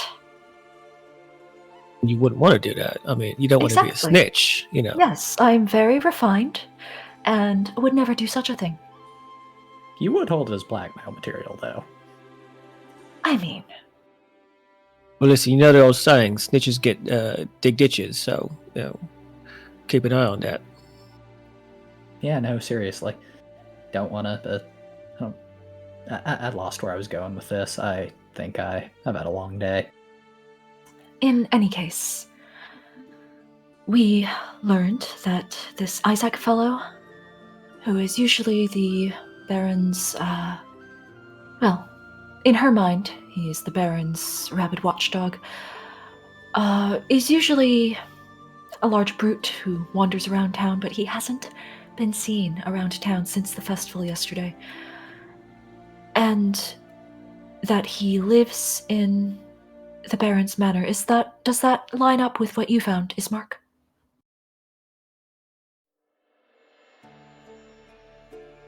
Ismark frowns and nods for a second. I have heard that he does live there.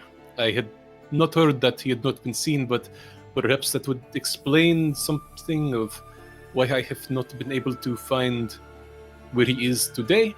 But then again, most of these Wallachians seem too terrified of the man to say anything helpful. So, your information is as good as mine. Odd question for you. Do you happen to, for any of the guards, do you happen to catch what sort of footwear they use? Footwear? Yeah, like do they have boots, anything with steel soles? Is this something that we might have conceivably picked up on while just walking around? I mean, you would have seen that the guards, had, reasonably well-reinforced boots at the gates. Airthundir, the sound that you heard could have conceivably been made by one of the guards that you saw at the gates. Was it, though? Okay, yeah, no idea. Alright. Well, in that case, that's a lead gone. I thought I'd caught a smoking gun in the house, because I heard someone with iron souls bringing them out to the stocks, but if they've all got them, then that's a dead end. Well,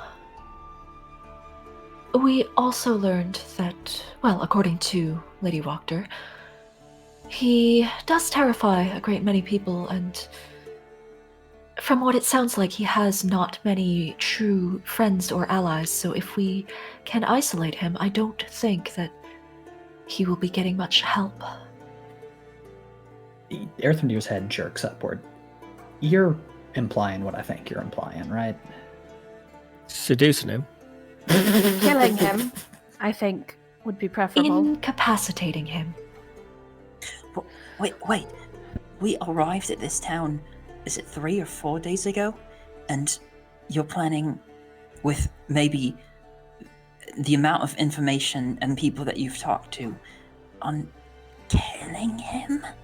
Incapacitating, making sure that he is not going to interfere while we secure Ireena and leave. And you'd leave that loose end, would you?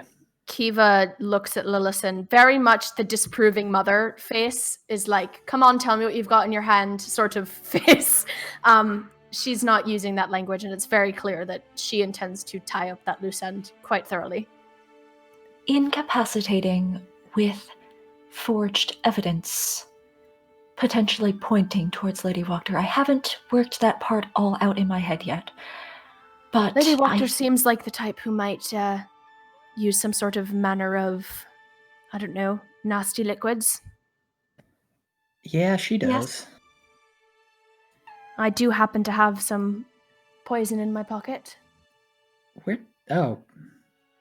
Well, that would be preferable, but regardless, can we be frank for a second? If we get to the point where he's isolated, poisoned, whatever, if he sees us, it's a small valley. It's not, we can say, oh, we'll go out of town, but I don't think there's a lot of other places to go. So I don't see we'll tie him up and leave him be working. It's a good thing that we have a way to make sure that nobody sees us, isn't it? It is, but I don't think this guy's going to go down to one dagger in the back or one club to the back of the head. Okay. Rescuing Ireena, sure, I'm on board with that. But now you're talking about poison? I don't know what happened, but you've all gone in so deep. Yeah, what's all this political intrigue and all that? I mean, we just got to get her out, and then we leave. The plan seems pretty simple. I mean, yeah, the infiltration might take a little bit of effort, but, why don't we just get her and go? I don't think it's going to be that simple, and I think we need to be prepared for the fact that it likely will have to end with us doing something to incapacitate him. Semi-permanently, at least. A lot depends on where he's keeping Ireena, but if it is in the house, then yeah, probably. You've heard of that thing with the trolley, right? We don't want to risk 5 of us for one of her. I mean, I'm not saying anyone has Ismark to risk gives you anything. a I'll look do that it is myself. very much. Amity, you see Ismark give you a look that is very much kind of shocked and somewhat disappointed, and then a look of fierce agreement toward Kiva. He otherwise does not speak up. I mean, I do think we should try to save her if we can do so without doing this madness. It's not madness, it's survival. It has to be us or them. That's the only way we get through this. Or can it just be us, though? You know what I mean? Just, do what you need to do to get her, but we don't need to stick around and plant all these seeds of distrust within all these political factions or whatever. We just need to go. That's why I'm not saying we tried to point fingers. I'm fine, again, being the one to do it. Fiona seems like she's going to be planning some sort of fucking coup for this place anyway. I'm sorry, what? What? She talked about how people are more and more angry after this last festival, that people are less trustful of the Baron even more than ever. I'm not saying we stick around to find out what her plans are, but look... That's not the point. The point is of course we're going to get Ireena out if we can, but if we do this, then we're aiding and helping one of his We're not sympathizers aiding get the anything. throne. Yes, we are. It doesn't matter if we're trying to or not. It's happening.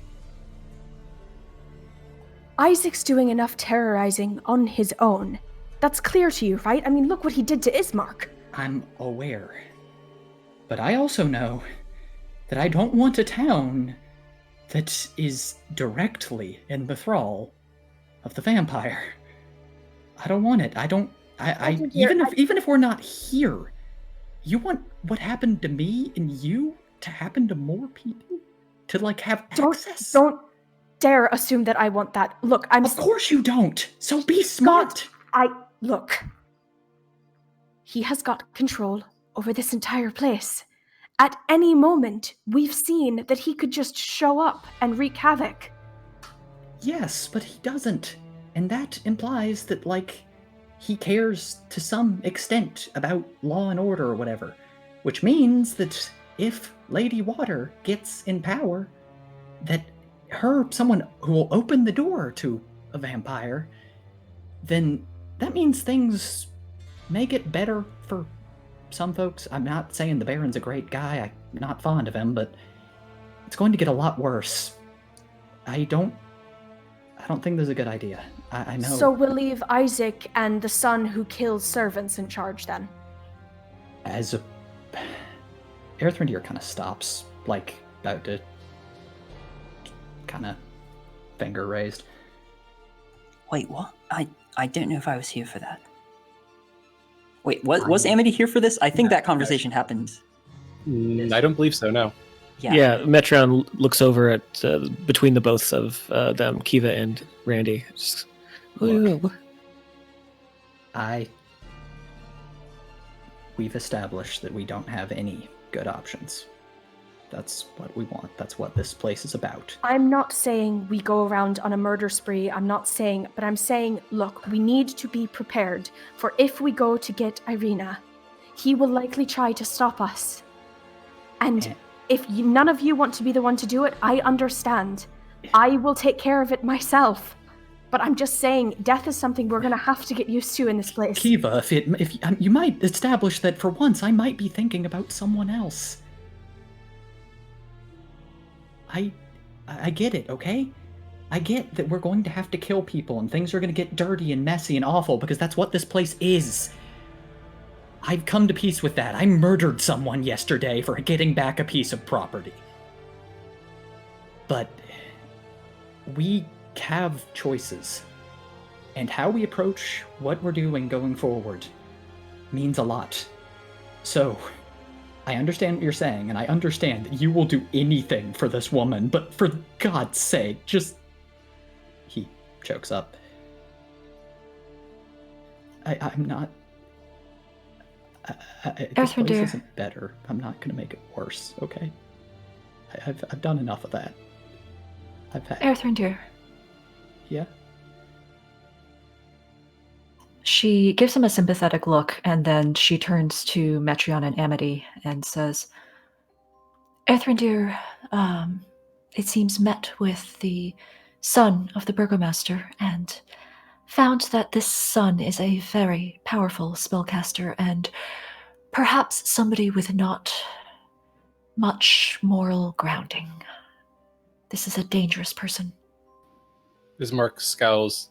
Do we think that he's likely to move against us or stop us from what we're doing? No, he's going to help us if we try.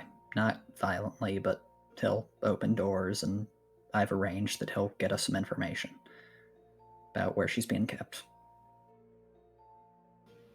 To get the rest of the information on the table before we start seriously considering strategies, I have led Lady Wachter to believe that what we want is to clear an obstacle out of her way in exchange for peace and stability and lives here and potentially a marriage alliance.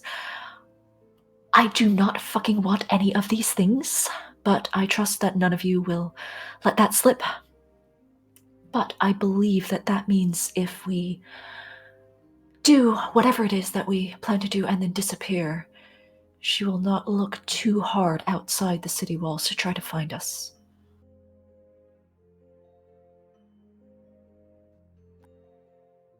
If this plan involves incapacitating anyone, then, like Earthrendir said, we've been in this town for a few days, and we might be upheaving the situation to put it right into the lap of the vampire. Whatever we do, we cannot take responsibility. I'm sounding like you now, Amity. We cannot take responsibility for what those who are more powerful than us decide to do. Thank you. Metron has been Metron has been uncharacteristically quiet, especially when Earthrendir started to talk about what happened at the winery, and he's kind of recoiled into himself and is just focusing on the food and the drink, not really concerned about the conversation at hand, or at least contributing to it.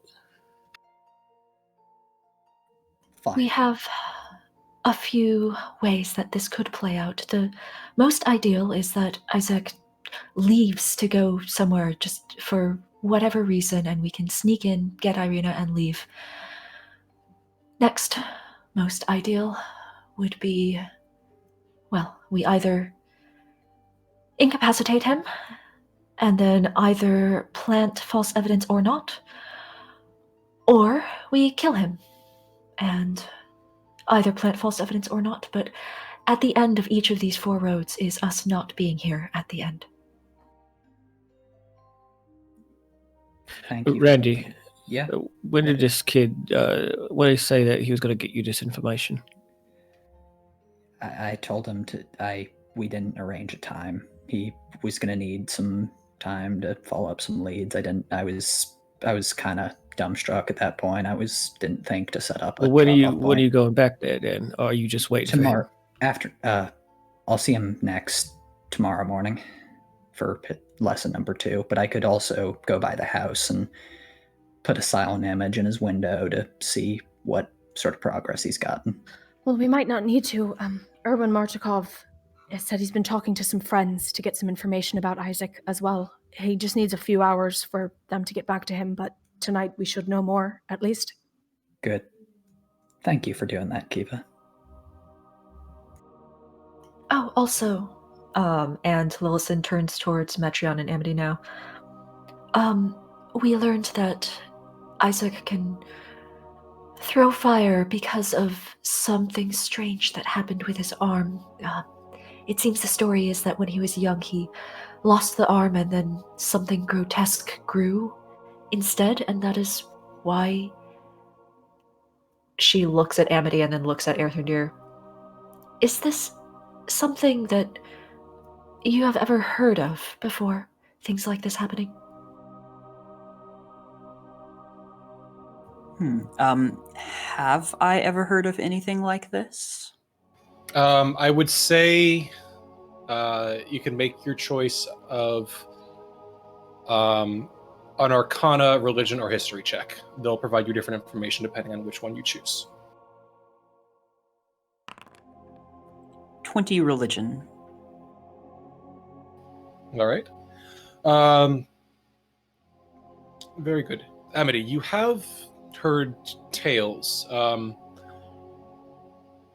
Mostly tall tales, myths, not anything truly substantiated, but they tend to be associated with bits of clerical religious lore, stories of humans, warlords and such that have been gifted with powers by creatures from the Nine Hells or Abyss, though the Nine Hells themselves are usually more associated with fire.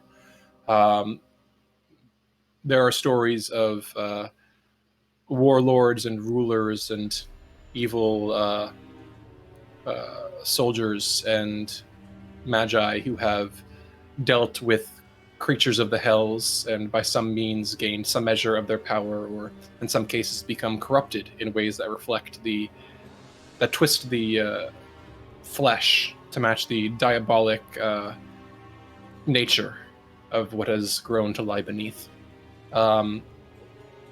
You're not sure if it's entirely relevant here. These stories are apocryphal and tend to be more tied up in the mythos of Pantheon teachings as opposed to anything, in the historical record. The kind of, St. George fights the dragon kind of thing. But it is known in some circles. It has been discussed in certain stories and portrayed in certain religious iconographies. Thank you. Amity summarizes to the group. He's made a deal with the devil. Amity shudders. Like, not metaphorically. Lillison looks at Amity's tail. So, great. Good to know. Is that like it? When you Amity's say the insulted devil, by Lillison's look. She totally catches this. when you say a devil, do you mean like just a devil, or do you mean like the devil? And he kind of gestures over at Ismark, making the same kind of pointy finger gesture that Kiva made earlier. Excuse me, Lillison, I caught that look. I've never made a deal with a devil. I am not a devil. My mother is not a devil. Do you wish to elaborate on what that look means? No, I'm sorry. I was just trying to imagine what a devil is supposed to mean in this context. Amity softens up. All right. Well, it's good to know. Means he might not be an ordinary human, as far as other capabilities, too. You know, might have magic or extraordinary strength, or you never know with warlocks.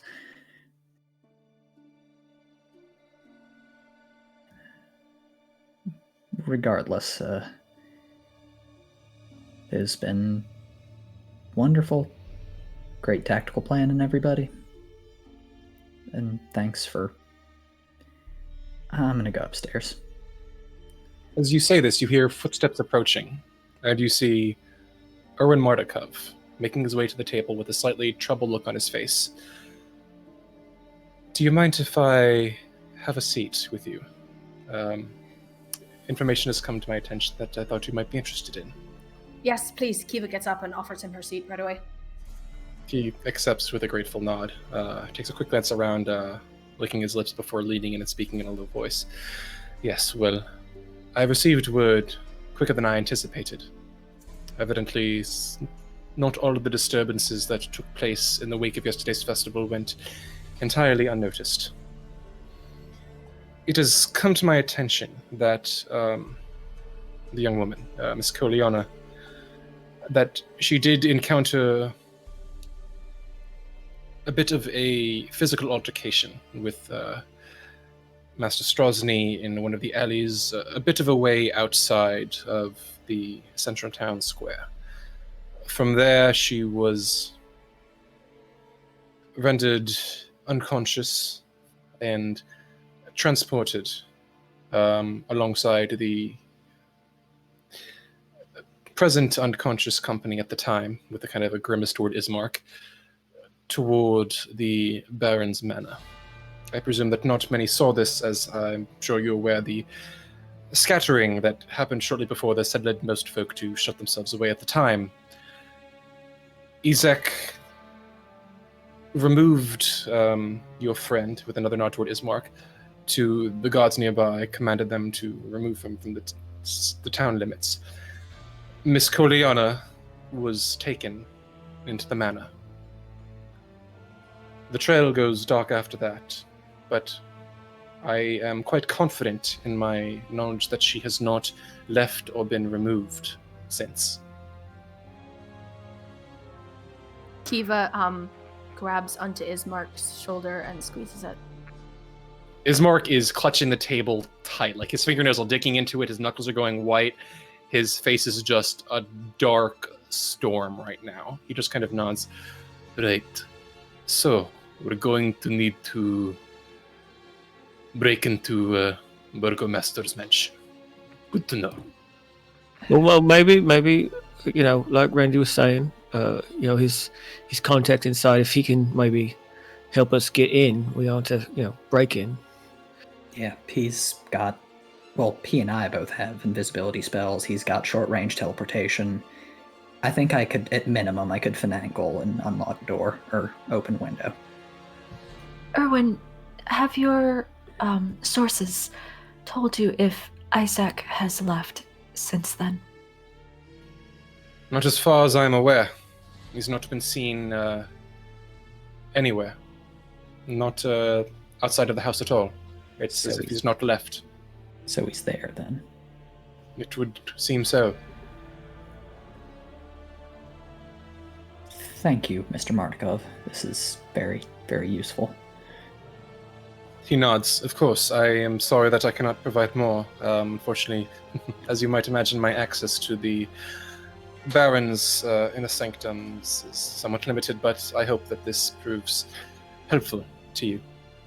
Yeah. It does, very much. Thank you. He gives a nod with a slightly sympathetic look for Ismark before giving a slight bow and excusing himself and moving away.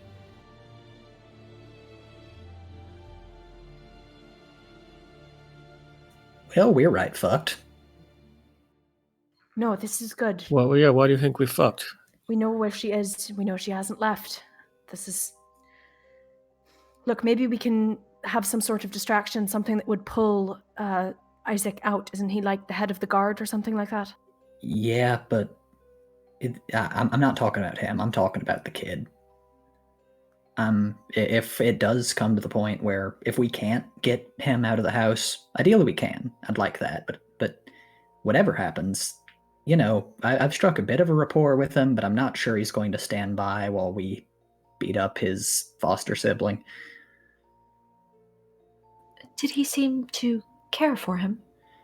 Not particularly. I didn't probe the topic. I didn't want to tip our hand too steadily. But at the same time, I can't see him. It's a toss-up.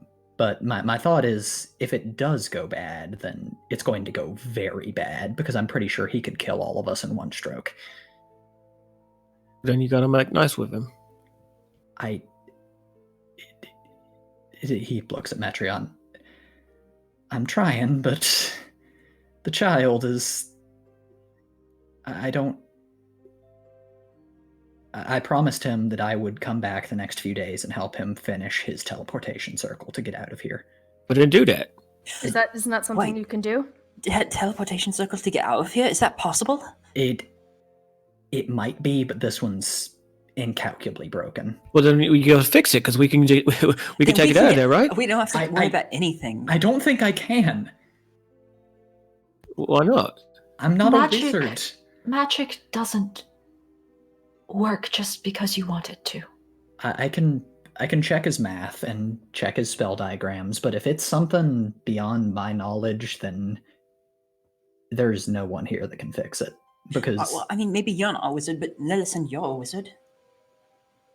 Sort of. Lillison is sitting with her, like, just like Ismark, she is now gripping the edge of the table so hard that her knuckles are white and, like, her nails are digging in. Earthrendir gives her a sympathetic look. I don't think that was Lillison's area of study. It's mine. And you would notice that as soon as Metreon perked up, he's now back to being crestfallen. You gotta do something, though. I mean, that could be our fucking way out. I know. I'm tracking that, but you can't just say, "Oh, I'm not good enough for it." You better get good enough for it, because if that's our way out, we gotta take it. And the day I learn arcane magic is over my dead fucking body. There's silence in the bar. Many Kiva's- faces are turned toward you with wide eyes. Kiva gives a sort of awkward smile and says, "All right, think we might have had a little too much to drink here, guys. Perhaps we turn in for the night." Yeah, sounds like a good idea. Wise. Sorry, y'all. That was uncalled for. Kiva sort of like chuckles and is very much like, "Don't worry about it. Look, we haven't had wine in a while. We were all pretty hungry. It's fine."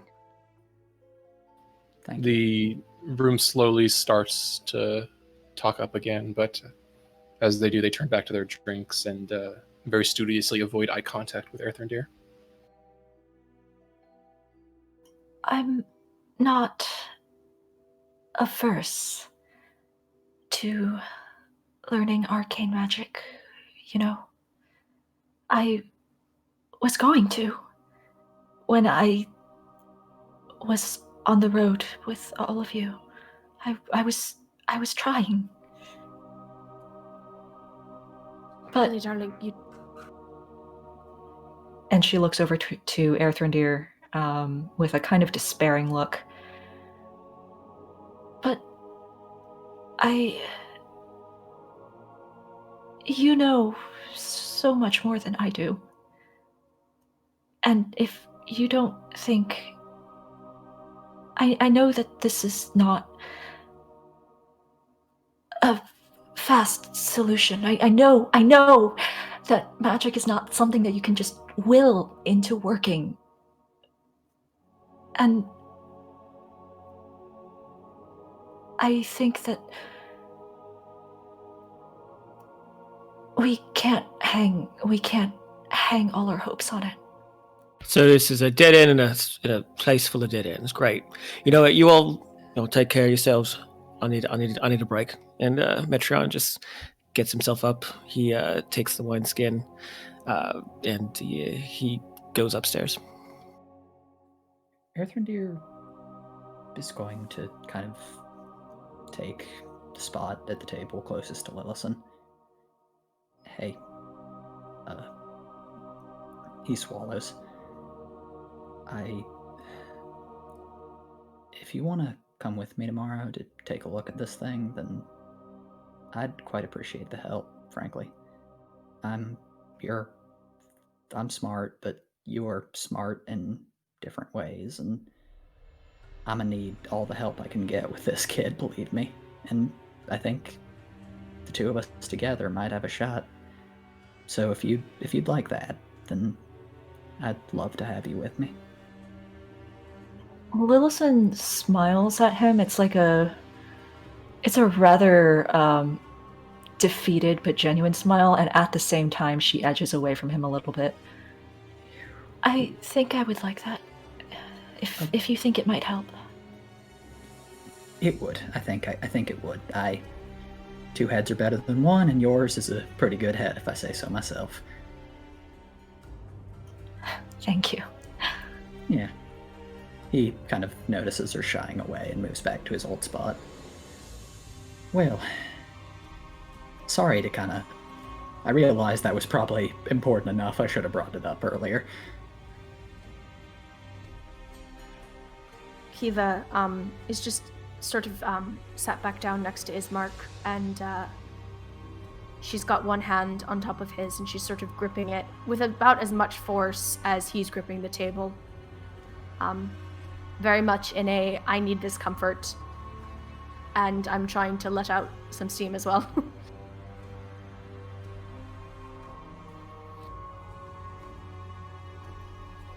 Wilson's gonna glance over to Ismark now and say, I hope Metrion's alright.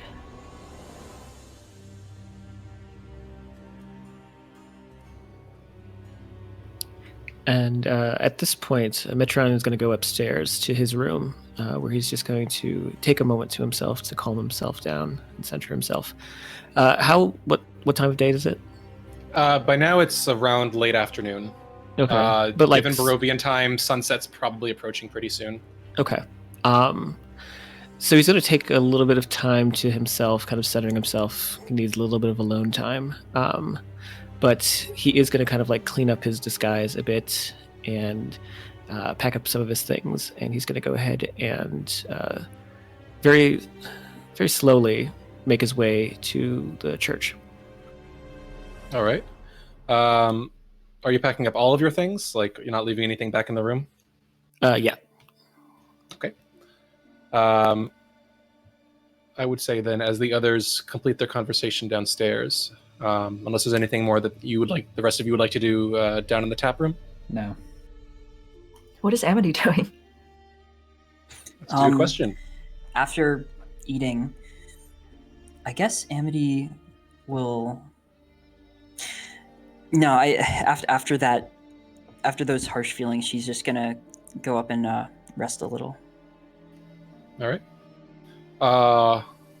Metron, you're able to make your way downstairs and out into the streets of Vallaki. You're heading for the church? Yes, I am. Oh, did you? Okay. Sorry, did you tell people you were heading to the church? Is this No. like a excursion, or is this just you? Just me. Metron. Okay, cool. Have fun. All Have right. fun, don't get killed.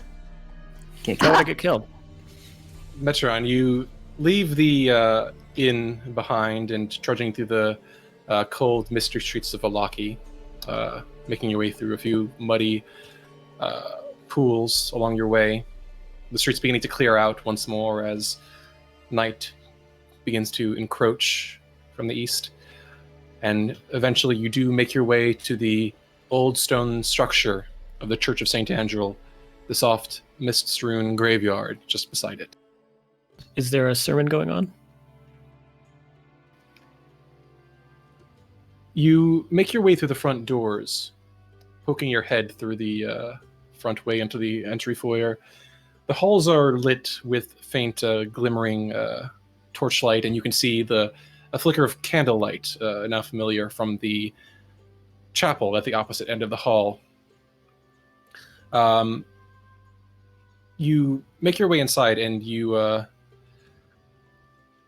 glancing down, you can't actually see Father Lucian from your current space, but as you pass by one of the doors, you can see that the door itself is half open, and you can hear what sounds to be a young boy's voice, carefully but slightly quaveringly reciting letters of the alphabet. There's a pause, and then you hear a familiar voice say, "Now, what's that one?" And you hear in response, "It's a tea. Very good, Yeska." And you recognize Father Lucian's voice through the door. Metron will stop before interrupting and take a moment, and seeing that he's occupied, we'll just kind of head back into the main chamber, and he'll take his seat at the back pew where he usually sits, and just gonna wait there, kind of thinking about the day. Another 5-10 minutes or so pass for hear the sound of movement coming from the corridor from which you entered. The sanctuary is otherwise unoccupied, but as you glance back, you can see Father Lucian making his way out just in front of a small, sandy-haired young boy, perhaps 8 or 9 years of age. The young boy kind of eyes you a bit shyly, and then makes his way off to the opposite side and picks up a small broom and begins sweeping up the front entryway, cleaning up some bits of dead leaves and debris that have been tramped in. As Father Lucian turns toward the room across the way and seems to spot you at the pews, he pauses and turns to make his way over. "Well, now, it seems you're a bit early for one of my sermons. I apologize for not having something adequately prepared this early." No need to. I came early just because I didn't really have anywhere to go. If I'm interrupted, though, just let me know. I'll take my leave. No, not a problem. Yeska and I are simply getting ready for the evening rush, as it were. But of course, you should know that St. Andrew's Church is always welcome to those who would seek solace behind its walls. Is something troubling you, or are you simply visiting to show some piety or comfort? I mean, maybe a little bit of both. I don't want to burden you with nothing too heavy before a sermon, so, it's fine if you just got to do your thing. He shakes his head. No, it's not a problem at all. Truth be told, St. Andrew's inspiration, I suppose, has given me quite a bit of training. And by this point, I'm sure I know quite a lot of my prayers and sermons by heart. Please, if there's anything that I can do to ease your mind, or perhaps if you're looking for a prayer or a hymn that might bring some comfort, I know that in these cold days it's not always reliable comfort, but one does what one can to seek the Morning Lord's grace. Well, what does the Morning Lord... What does he think about murder? His eyebrows raise. Well, that's certainly quite a tall order.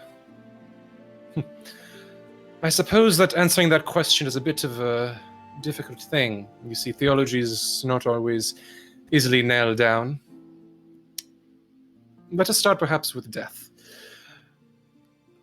The Morning Lord is patron of the dawn, but as we all know, dawn is a beginning, and all beginnings must have endings.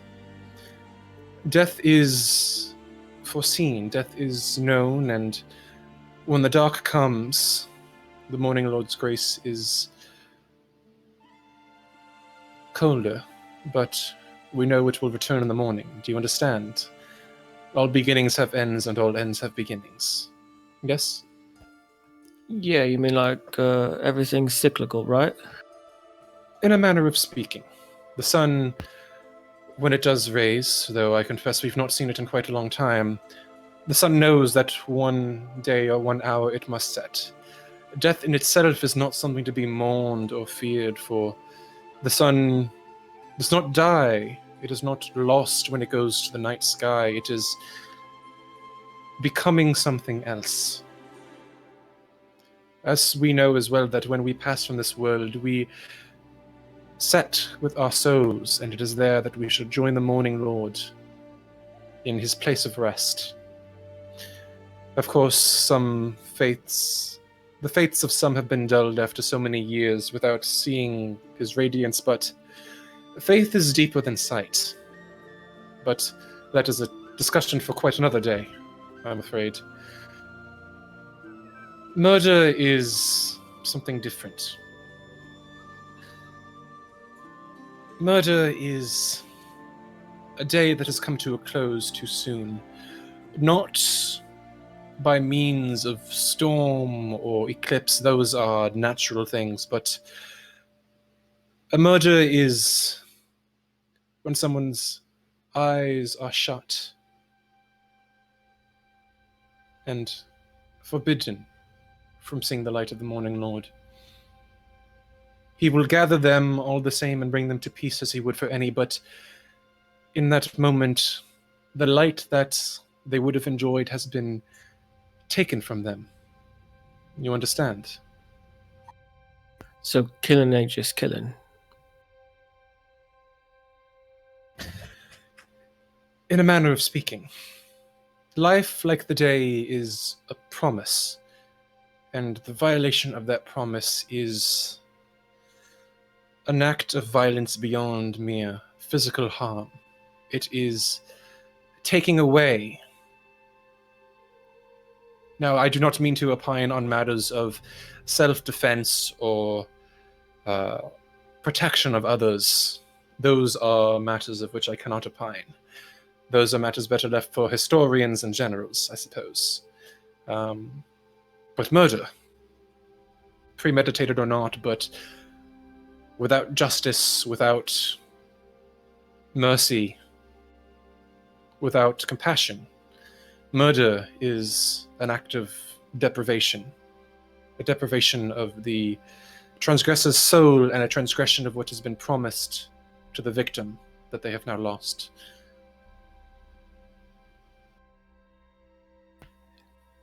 Yeah. But see, like, what if you do something like that? You know, take someone's life. You didn't want to, but they forced your hand. I mean, I know it's like self-defense or whatever, but I can't imagine it still feels good.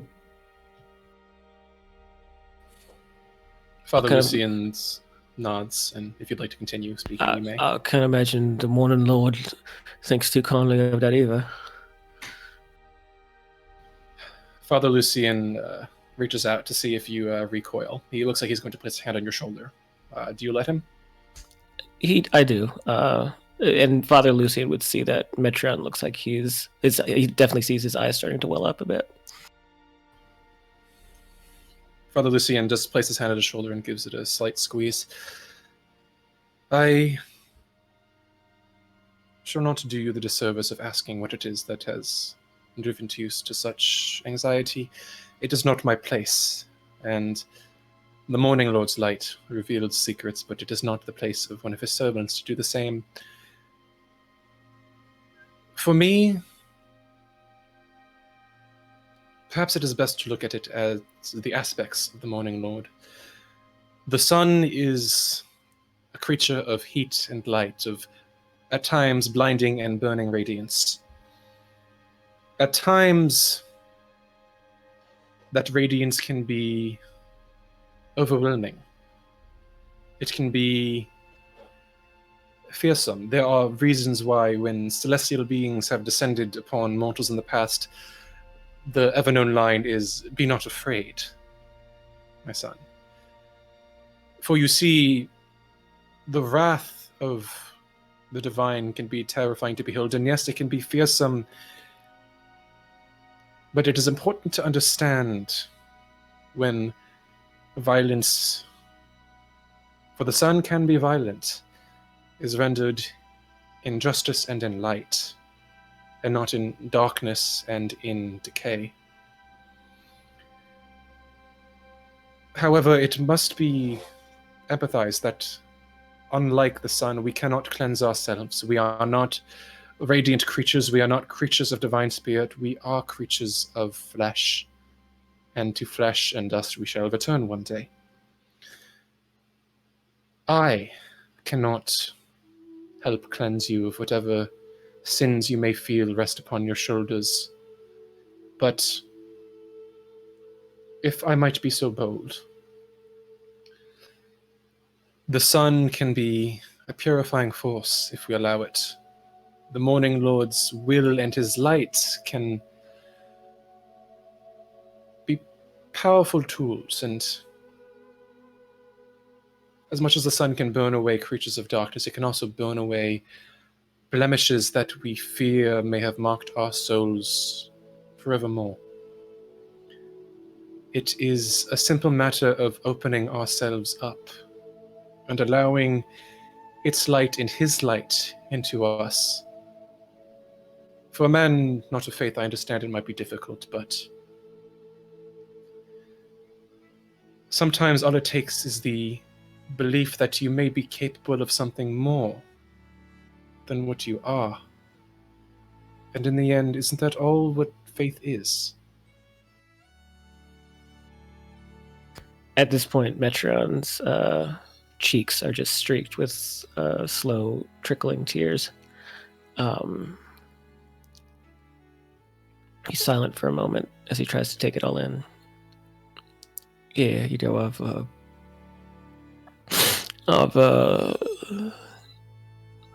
I haven't really had much use for deities, you know. They're so far removed from everything, and you know, unless you're out there banging the gong for them, you know, just championing them, they just seem to just, you know, you talk about him to these people like he's still here, but do you think he's still here? Do you think he looks down on us and says, you know what, you're going to be okay, just give it time? I mean, this has been, I've only been here more than a week, and I've done things that I never thought I'd have to do, and I just can't imagine what it's like for everyone who lives here and what they have to go through. And so yeah, it's hard for me to think that light's shining on us, even when it's not. If that makes any sense. He nods. No, I assure you, Again, I cannot say what you may be going through, and I understand. Like I said, faith can be difficult in times of darkness, but it is when the light is weakest that faith shines the brightest.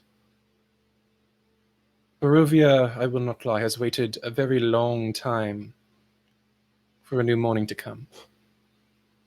But if there's one thing that I know of the Morning Lord, it is that dawn, one day, always comes anew.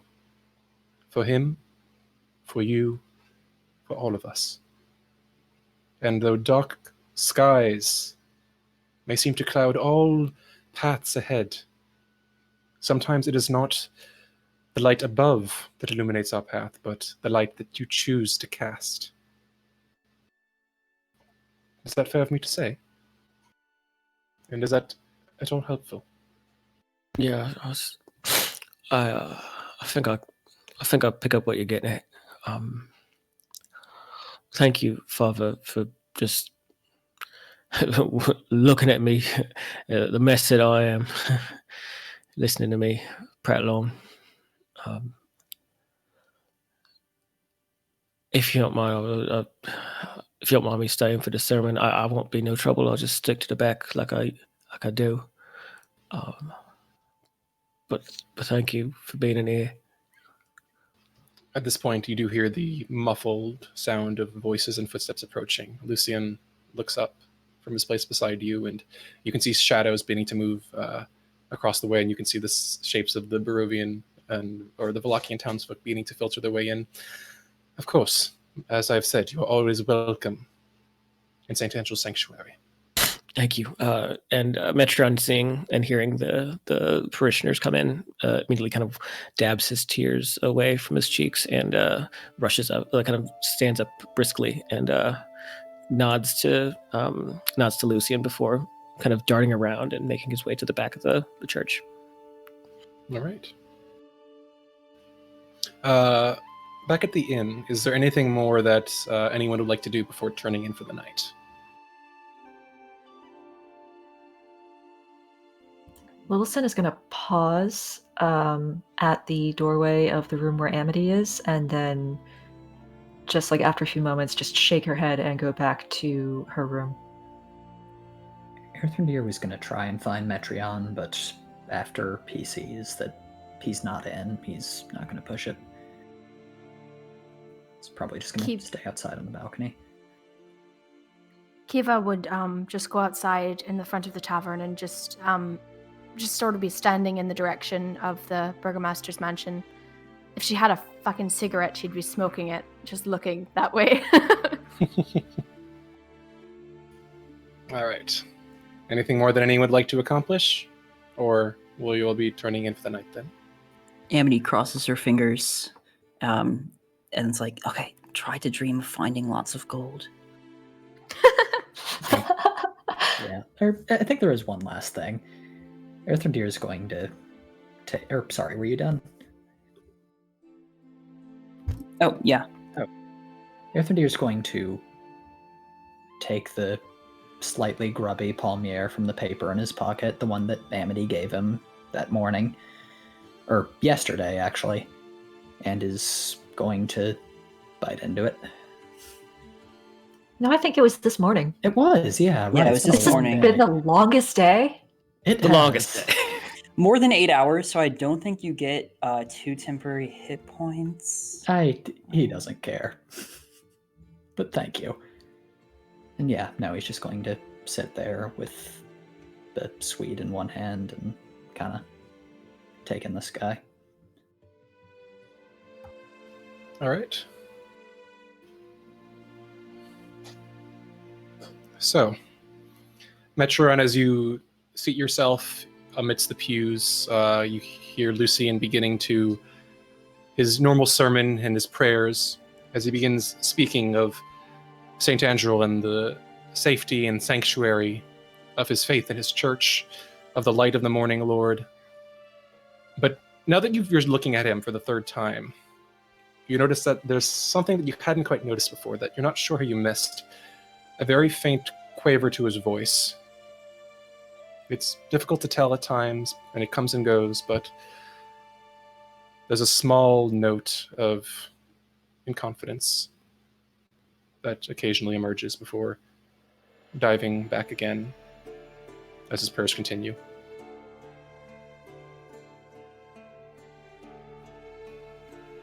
Yeah, Metron just silently watches. He picks up on the moments of doubt in his sermon, but tries to let that not be the thing that he focuses on. He just wants to focus on the more positive aspects. Of course. And so the rest of you at the mansion, as Metron stays late into the night for the sermon and the sanctuary of the church, the others of you turn in at the Blue Water Inn, one by one returning to your small, cozy rooms, closing the shutters and switching off the lights. Earthendeer doesn't, I think. At least not until, 3 a.m. All right, Earthendeer stays up a little bit later. With that, each of you falls asleep, one by one, or trancing, or remaining as you are, as you will, and slowly drifting off into unconsciousness. And so, the darkness of night and sleep comes to take you. As Kiva, you find yourself dreaming faintly of clawed hands, of flames, and of a young woman's face. In your trance, you see the images mixed with the flickers of recognition from your life and your past lives. But every time the woman turns her face, it doesn't seem quite real. Almost as though there's something missing. Lilith, and you turn into your own sleep as well. Dreams of storms, of honeyed words, and of tea that's just a little bit too sweet. Lamity, you turn in as well, focusing as you will on piles of gold that soon gives way to delicious scents and smells as you slowly feel yourself falling and falling into the familiar dark comfort of sleep. But then, once more, you open your eyes.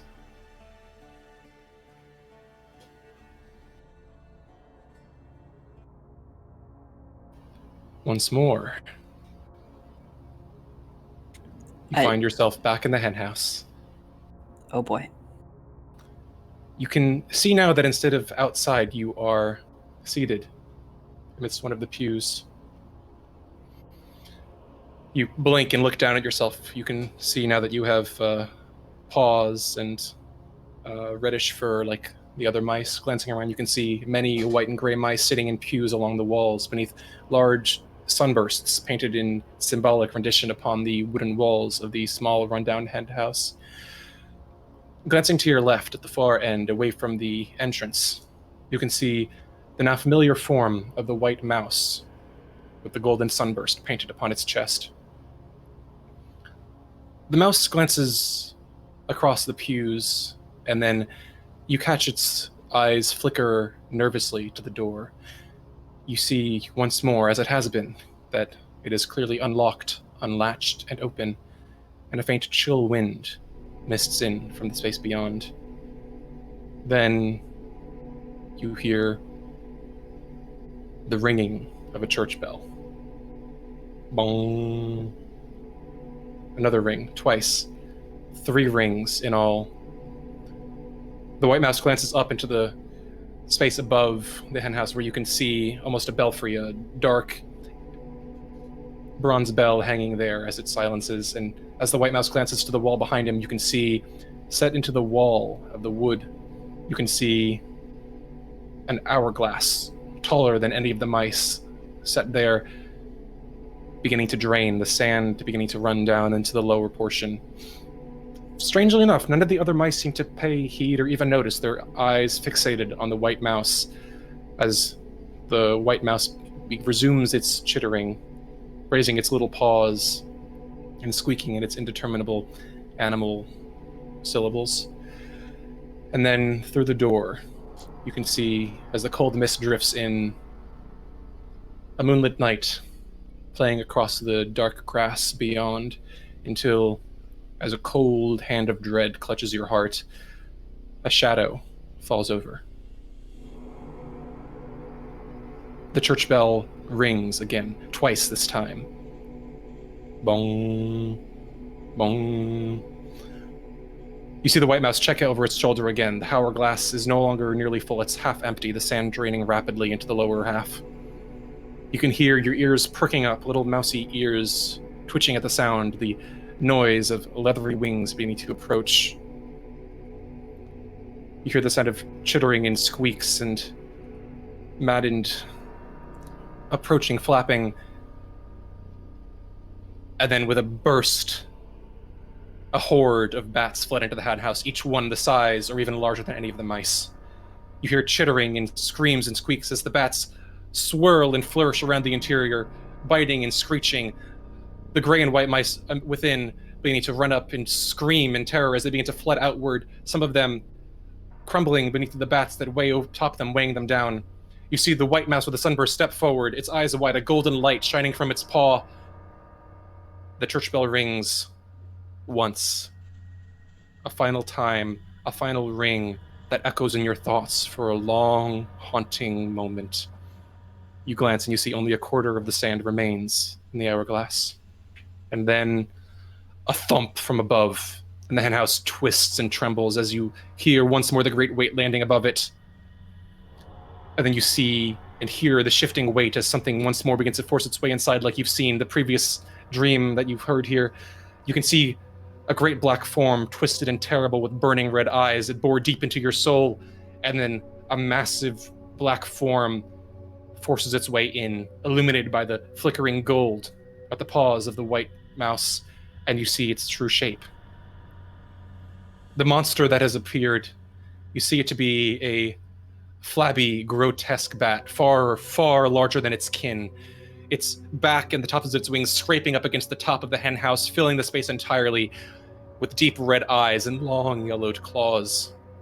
Muscles rippling and wrong flex beneath its leathery skin, and as it enters, it lazily lashes out to ensnare 3 fleeing mice below. The mice squeal in fear as they're lifted into the air, and their screams are silenced as the bat bites through their necks and tears their heads, leaving blood spurting into the open air as the bodies twitch and then go limp. You can see by now the other bats. You make your way to do so, but the door is plugged up now by the bodies of other mice, white and gray. This massive thing filling up the entire space of the entrance, with one claw able to reach out almost entirely. You can almost cower your best below one of the sacks of hay that form the walls. But you can see that by now, the other rodents are beginning to be torn apart by the bats, leaving twitching limbs and pools of seeping red along the wood and hay. The massive bat shrieks, its hellish voice splitting the henhouse in twain. The white mouse steps forward, the light from its paw growing brighter. And then the massive bat lashes out, snatching the white mouse up with one terrible claw.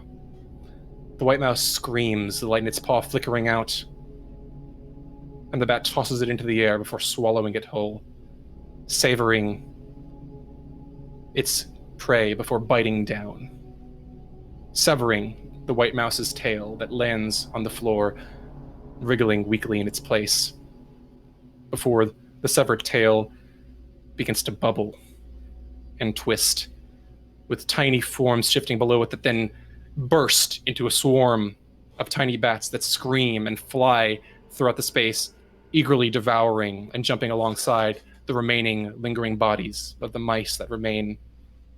You can see a scene of utter carnage as a chorus of ear-splitting shrieks rises to split the night, as the last thing you see, despite your hiding place and your efforts, there's nowhere to run. You see one massive claw coming toward you, cutting across your side, plucking you up into the air. And as you see yourself gazing down into a dark, black gullet, the last thing you see is the hourglass, with only 3 grains of sand remaining. You are released, and you plunge into darkness, and you awake, drenched in sweat. I immediately run to the window. I remember what happened last time I dreamed about bats. What do I see? It's darkness, night. The moon is high in the sky, but perhaps beginning to descend. It's perhaps a bit after midnight. Is there anyone else sleeping in the same room? I believe Lillison and Metron shared a room with you, but I'm unsure. And Deer would still be out on the balcony, I believe. Yes. Okay. Assuming, like by now it's pretty late. You don't see Metron returned, but you do see Lillison in her own bed, I presume. If Amity was in the large room again, then Lillison would have gone into her own room, but if Amity is in the small room, then Lillison would be somewhere else.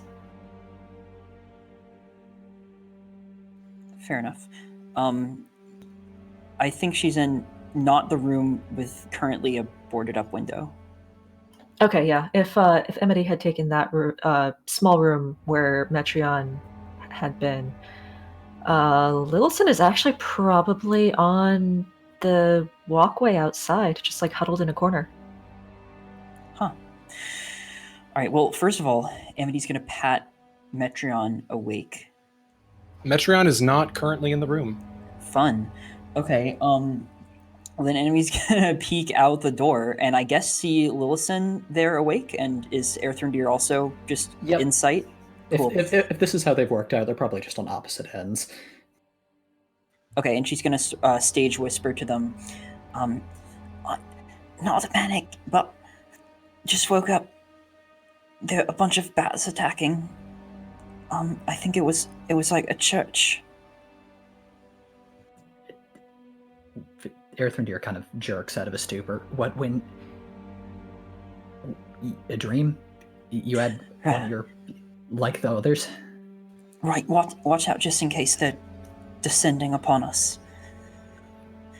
Airthrondir takes a panicked look outside. Did you said a church?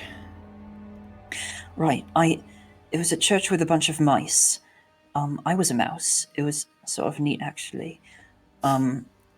It was a sun emblem, so it might mean the church that Metreon talked about. Wait. Where is is Metreon? He's not in my room. Oh, shit. Is he not in yours? Nuh-uh. He never came in. I've been out here the whole time. Fuck. I mean, Where's curses. Kiva? I don't know, but I'll get her. And he stumbles into her room and kind of raps on the door frame. Hey, Kiva. She comes out of her trance pretty quickly. Amity had one of the dreams. If the grains of sand in the hourglass represent minutes, then we have 3 of them. Okay, so we go now. Yeah, Metreon. We don't know where Metreon is, but we think it's the church. Okay, so we'll grab his mark. We could probably use all the hands we could get. Yeah. She goes and wakes Ismark.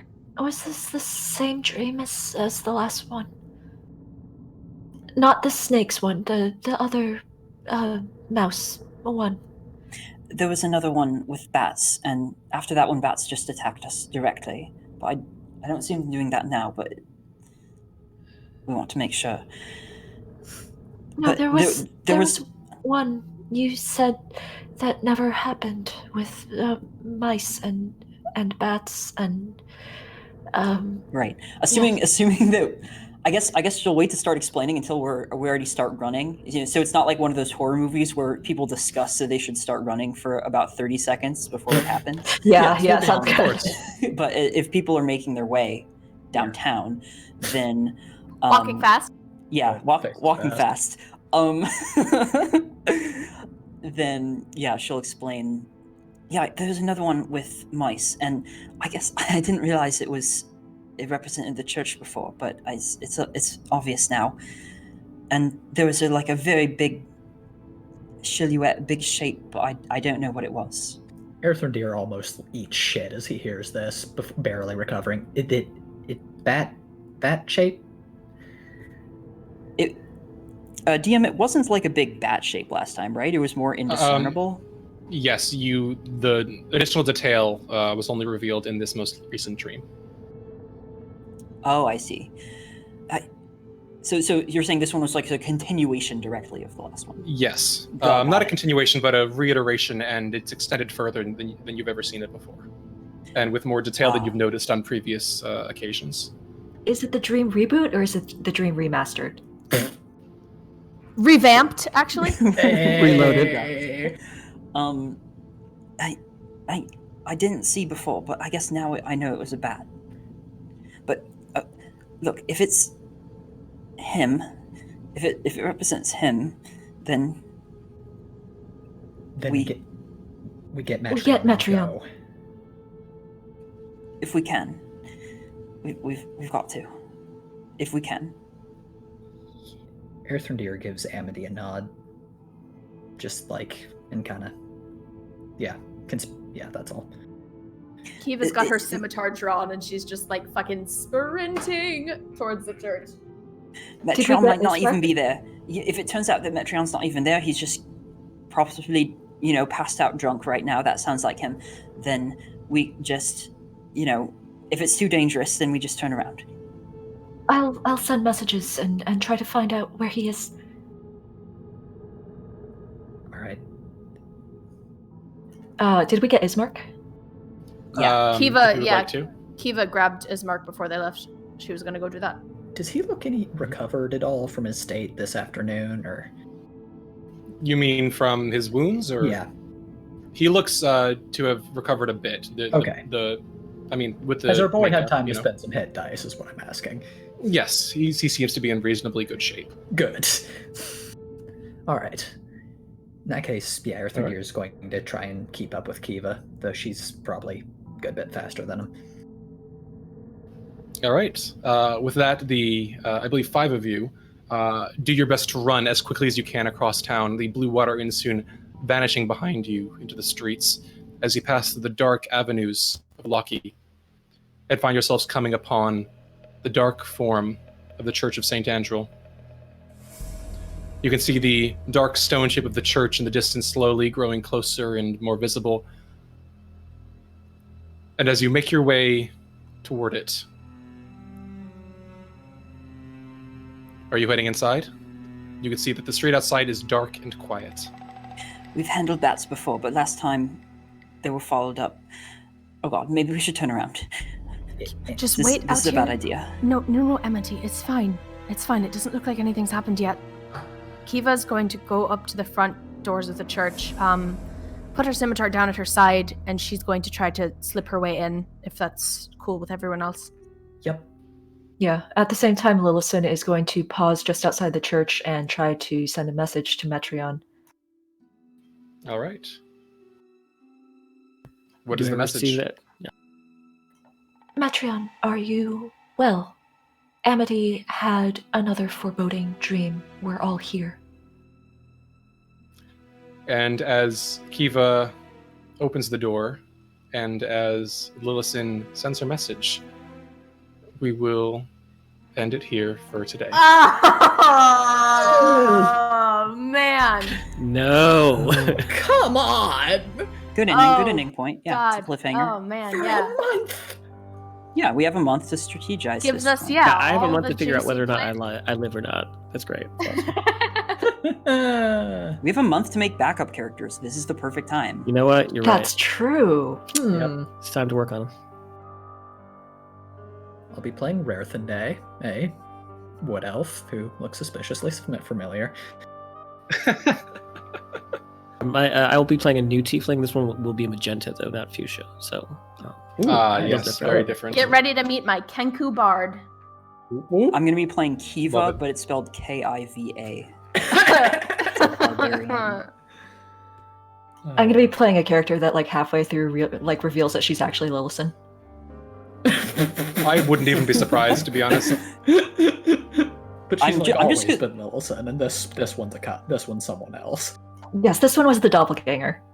Oh shit! I'm just gonna switch to Truffle. Yes, that's it. That's the one. Yeah, that's the one. Just play Awakened Pig. It's a new archetype. All the cool kids are doing it. Yeah, 3 pigs in a trench coat.